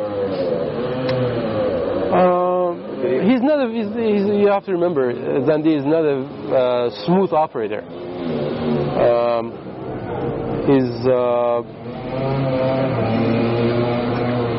Maybe he did make some attempts. I think he always thought that I was on his side. But then when the issue came to discussion on faculty vote, I sided with the faculty. It was very clear. I tried to use my special relationship with him, because it was very clear between him and I, at least, that I was responsible for his being the head of ICMS, and he cherished that. I mean, he liked the title. He liked to come back to that school as its head. He liked to think of himself as the savior of ICMS in the revolutionary times. So, in a way, he had a different relationship with me. In addition, that I knew him before he departed from ICMS, and maybe he did try to see if he could win me over, and maybe through me win Farshad over. But I also tried to use my relationship with him to lay the background,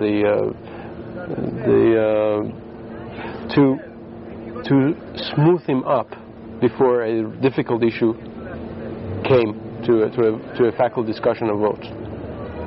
For example, such as the departure of the woman, which the faculty finally got together and wrote an open letter to the members of the ICMS community, denouncing this one-sided, the word is not really sexist, but biased attitude towards the women employees, and which had its own repercussions and so forth.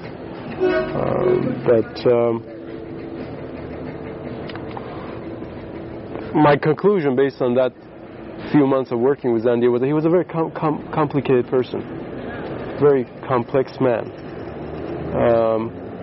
it's easy to say that he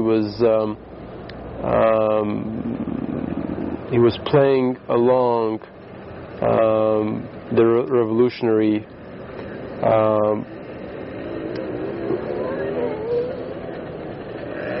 behavior, but I think deep down he really had fallen for this revolution, and deep down, in many ways, he wanted to do good for what he thought was the cause, and that's why.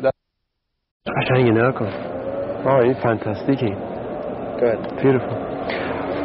That's why the personal relationships were of secondary importance in his decision making, in his behavior at ICMS. So what were the important events from that point to the time that you departed from Iran? What are the highlights of you ICMS? Well, we had announced in the paper, this was in the spring of 1980. We had announced in the papers that ICMS was going to take a new crop of students, and we had indicated the conditions for admission, which were basically the same as before, except that we had dropped the English as a requirement. And at the time, we even, as a primary requirement, although we asked some proficiency in English, and we were discussing with IMI as to how we could test that limited proficiency in English, because we felt that we could not translate all our cases by the fall of 1980, and we would probably have to rely on some English cases, but discussions would be in Farsi. We had our prediction was correct in the sense that we were flooded with applications. I cannot recall the number, but it was upwards of 700, 800 applications. Huge number. We were really elated. And we felt that, okay, we have now Zandiye tied up in the sense that he will have to play the faculty's game, because it would be very embarrassing for him to have to answer to some 700 applicants that there will not be a school next year. It was in the first week after the announcement and the following telephone calls for information and the arrival. People actually came on foot to ICMS with their applications, with their money and requested application. A huge number. The school was crowded with these people. He came back from the ministry telling us that we had to close down, like all the other universities. Beginning of Khordad, or end of Khordad. It was end of Khordad.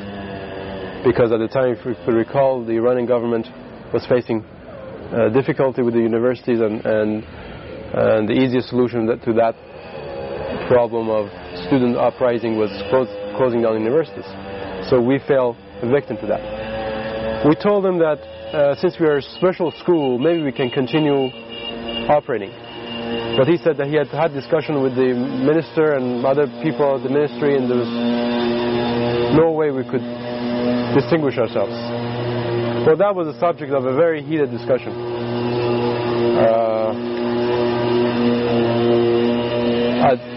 in the faculty meeting, and we basically put the question to him: whose interests are you safeguarding? Is it the interest of ICMS, or is it the interest of the authorities, whoever they are? And it was very clear that his answer to that question was basically, "I'm here as the appointed head of the school by the revolutionary government, and I have my first priorities to serve their wishes. He was not going to go against the authorities on that issue. Another one had to do with the compensation for J.B. Kasarjian, who had left the school wanting to come back, but the faculty, Iranian faculty, had advised him not to return. The reason for that was immediately following his, or let me add this, that before his departure, the students went to his house, and he was living in Jim Bowman's former president's house. That's right. Went to his house and gave him a gift, a gold medallion, yeah,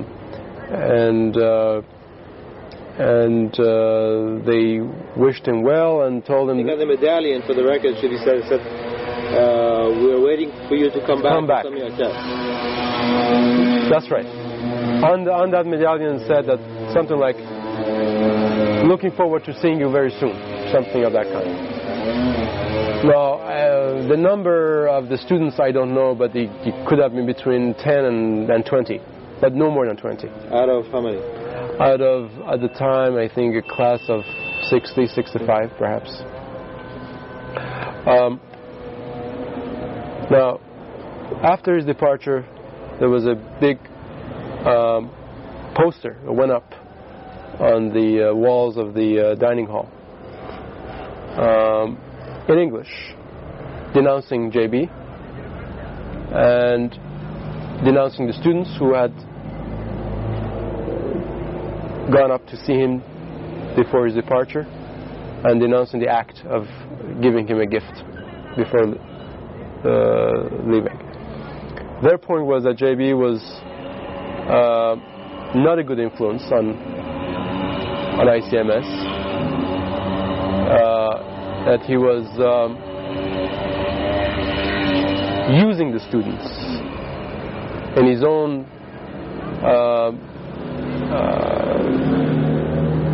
way, that he was another representation of the defunct American or corrupt American influence on Iranians. Now we felt that letter was written by no more than 4 or 5 people. It was unsigned, obviously. It was unsigned. Now, that started a debate, another very healthy one, among the students. Who did what and who said what, who was present when that letter was written, how many people really would have voted for JB, and that kind of thing. Now, in that atmosphere, we felt that JB's return was not going to be good for him. Mm-hmm. So when he called to find out what the situation was, Kamal basically told him that it was the faculty's judgment that he should not return, and I think that JB was not very happy, not with the faculty decision, but with the turn of events, which led to the faculty's decision on that. And now, when Zandia came, Zandia wanted to know what was the status of Dr. Kasarjian. So we basically told him he's still on the faculty, but he's not around. And I don't recall if he was getting paid by the school or not. I don't recall that. Maybe he wasn't. But the fact was that his books were there, and his office was there, and his personal belongings were still in his office and in his house. Zandia felt that unclear definition of his role as association with ICMS should be clarified by his being terminated from ICMS. Now, we had no objection to that, because we felt that things were not going to develop for better we had already made the decision his presence around ICMS was not healthy, and we just felt, well, okay, might as well that decision to be finalized. Now, where we did disagree with Zandia, and that's again one of those painful discussions we had, was on the question of compensation. We felt that JB should be compensated for his services. To the end of his contract? End of his contract. Which, if I recall, was the end of that year, if I'm not mistaken.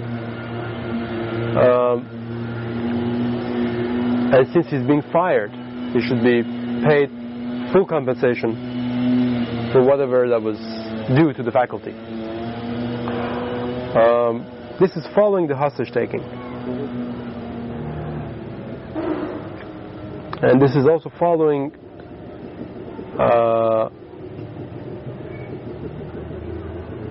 the return of Zandia's daughter to Tehran, and following her inability to return to the States after she was a student. She was a student in Brandeis, and she'd come to see her father. That's right. For a vacation. For a vacation, for New Year's Eve, New Year's vacation, Iranian New Year's vacation, around March of 1980, and she could not return to the States because of Carter's ban on Iranians traveling to the States. This was the background. So when the question came whether or not JB should be compensated, Zandia said that there was no... first of all, Zandia said he felt JB had played a very useful role at ICMS. He was a good teacher. He had been a plus to ICMS. Now, as far as payment compensation goes, he says there's no way JB should receive any payments from ICMS. And we asked him why. He said, well, he's an American. So we said, what does that say, prove? As well, as we know, Americans have withheld our money, blocked Iran's assets in the States, have blocked Iranians traveling to the U.S. At that point, I guess a number of us, we looked at each other from the corner of our eyes, knowing that he was referring to his daughter's predicament.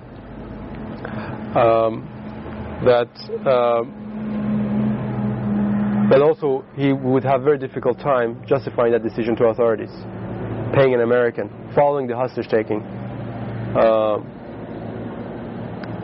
But then we said that, well, he's not really an American. I mean, he may be naturalized, but that doesn't prove anything. He's still a member of the faculty, and anyway, we departed feeling as bitter as anything that meeting, and he was adamant. There was no way the faculty would force him to pay anything to JB. But then again, we heard one morning that he had ordered his stuff, his belongings to be packed and put aside, which that didn't go over very well either, at least with Kamal, who felt that Kamal should have been informed because he wanted to look personally after JB's belongings.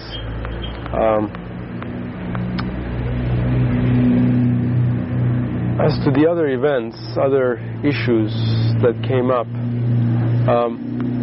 if you recall, following our denouncement of his practice of systematically eliminating women employees or dismissing the women employees through that open letter, he wrote a letter to the faculty and in his own way tried to punish the faculty for that act.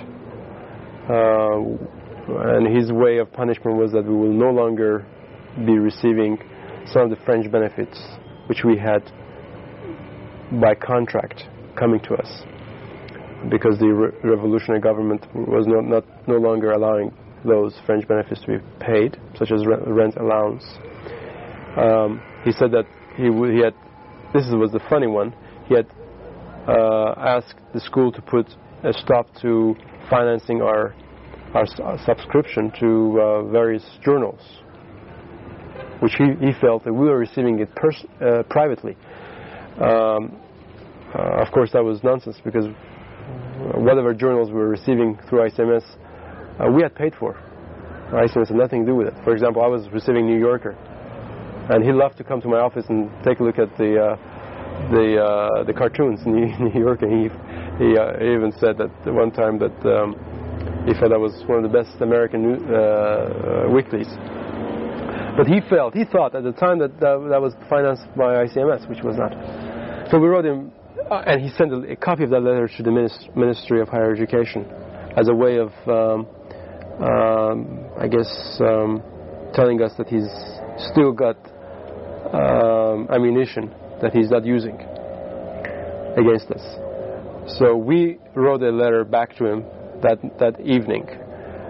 We spent good 5-6 hours working on that letter, Kamal and myself, with help from Farshad,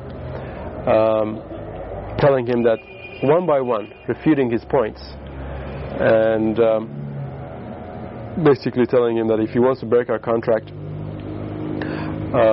fine, but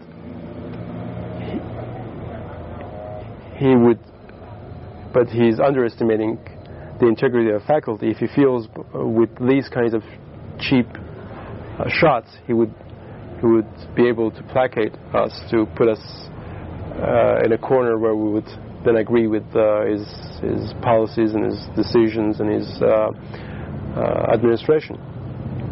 Now, following that exchange, we didn't really hold any meetings, serious meetings, maybe one or two, and the situation had deteriorated to the point that rarely did we see one another. Even on school, we tried to avoid one another. Zandia was always with his workers, and faculty were always with the students, and that was our dividing line.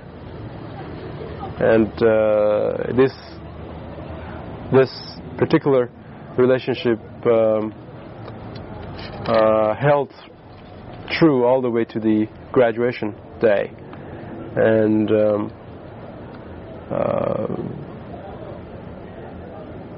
the students wanted a graduation ceremony, and the faculty had mixed feelings on this. On one hand, we felt that the year had not been really finished. We were forced to cut short our year. Therefore, we really didn't feel these guys deserved the degree they were receiving. On the other hand, the students were a victim of a system, of a situation over which they had no control.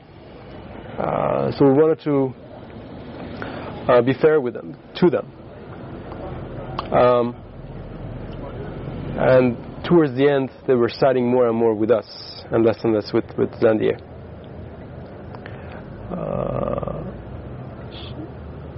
So we felt that we wanted to have the graduation, but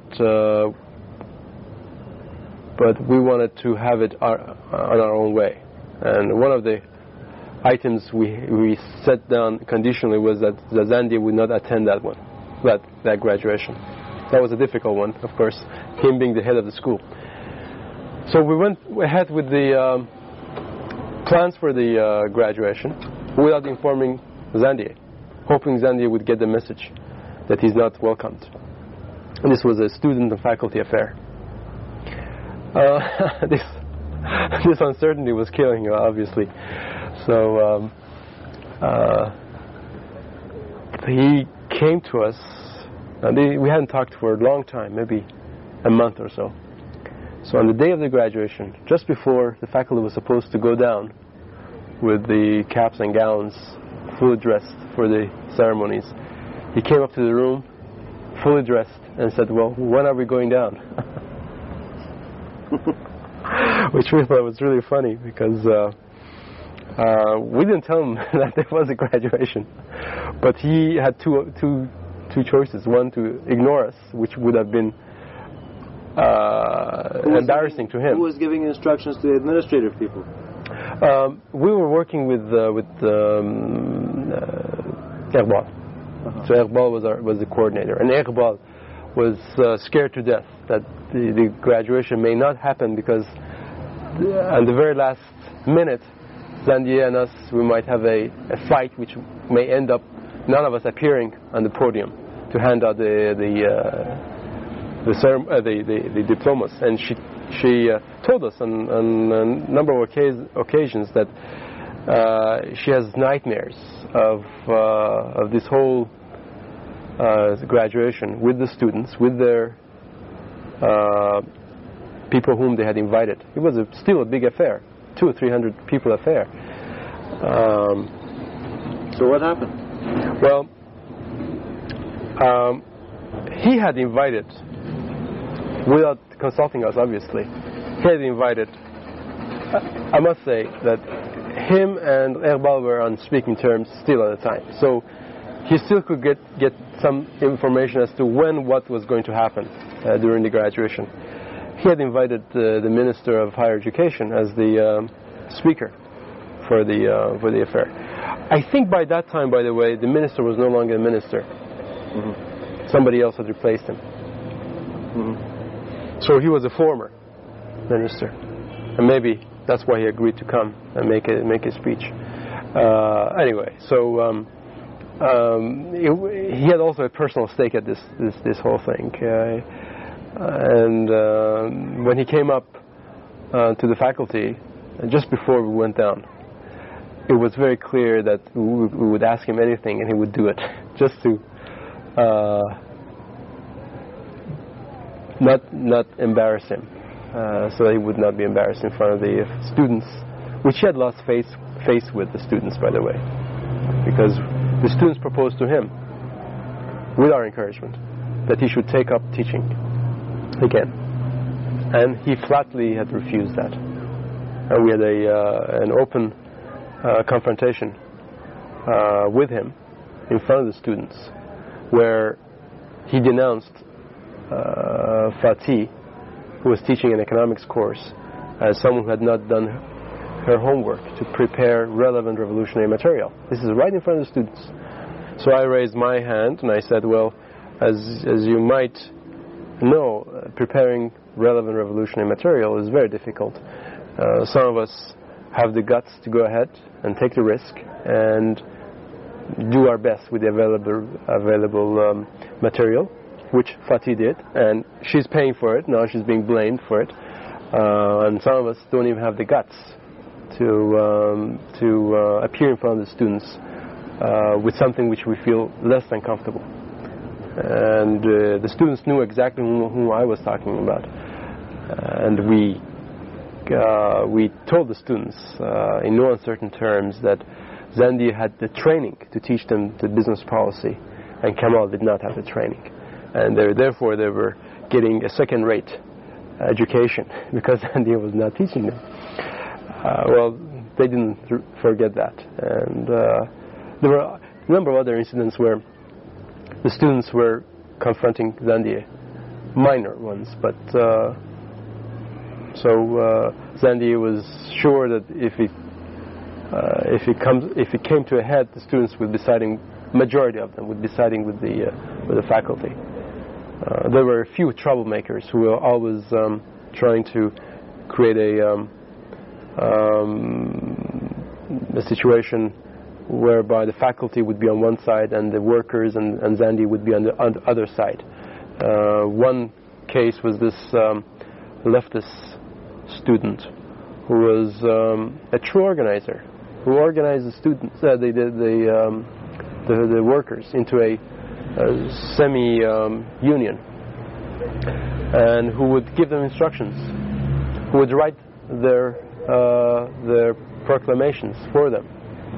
The words they were using in their proclamations against the faculty were coming from a very good vocabulary of Persian language, and the workers couldn't even write their own names. But him and a few other students with different orientations, most of them Islamic. But this person and one other students were leftists. Were on the side of the workers every time there was an issue. But the interesting thing was that the faculty were really the workers at ICMS. They were the ones who were running the wheels of the school. And the workers were really the staff. In other words, we could still run the school without the gardeners, without the electricians, without the plumbers, whereas they couldn't run the school without us. And we tried unsuccessfully to impress upon them that really this worker management analogy didn't really apply to ICMS the way they saw it, at least.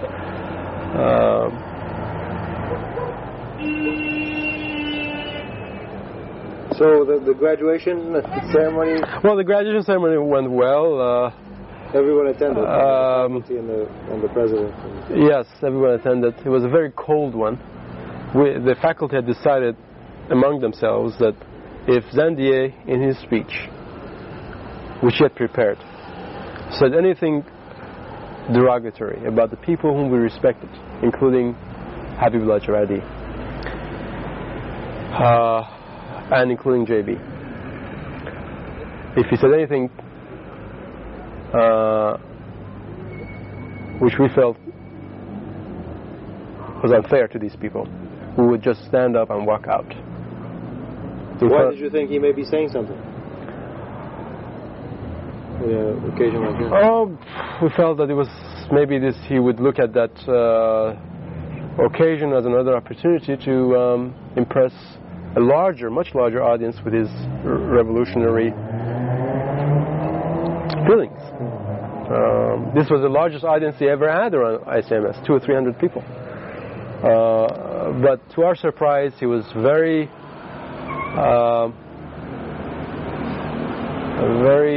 reasonable in the treatment of the past of ICMS, including the people who had helped to create ICMS.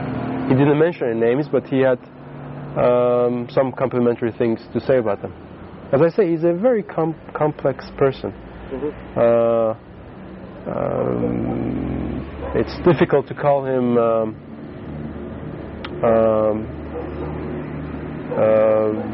we classify him easily. It's very difficult to classify him as one or the other. So after the graduation, with the prospect that there will be no students in the coming year, what was the plan? The plan was that the faculty would come back from their vacation. Long vacation? No, it was supposed to be 1 month. He proposed. The interesting thing is that he proposed a 3-month vacation. And the faculty said, no. We'd like to come back. We have nothing to do with 3 months, so we'd like to come back. Like before? Like before. 1 month. 1 month is enough. So he said, fine. He couldn't make that one mistake. He said, well, what are you going to be doing? We said, well, we're going to be coming to our offices on a daily basis. We will start looking into opportunities for case writing.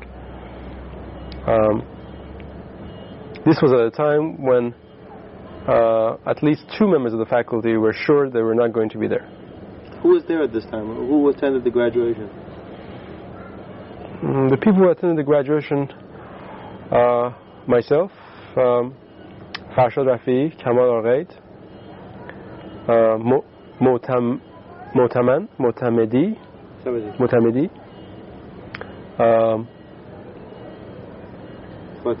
Fatih Muqaddam,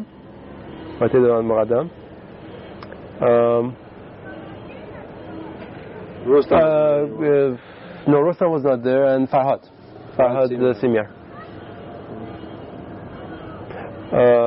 The graduation ceremony was cut and dry. There was none of that post-graduation hugging and kissing, which went on. Usually, there were noticeably more.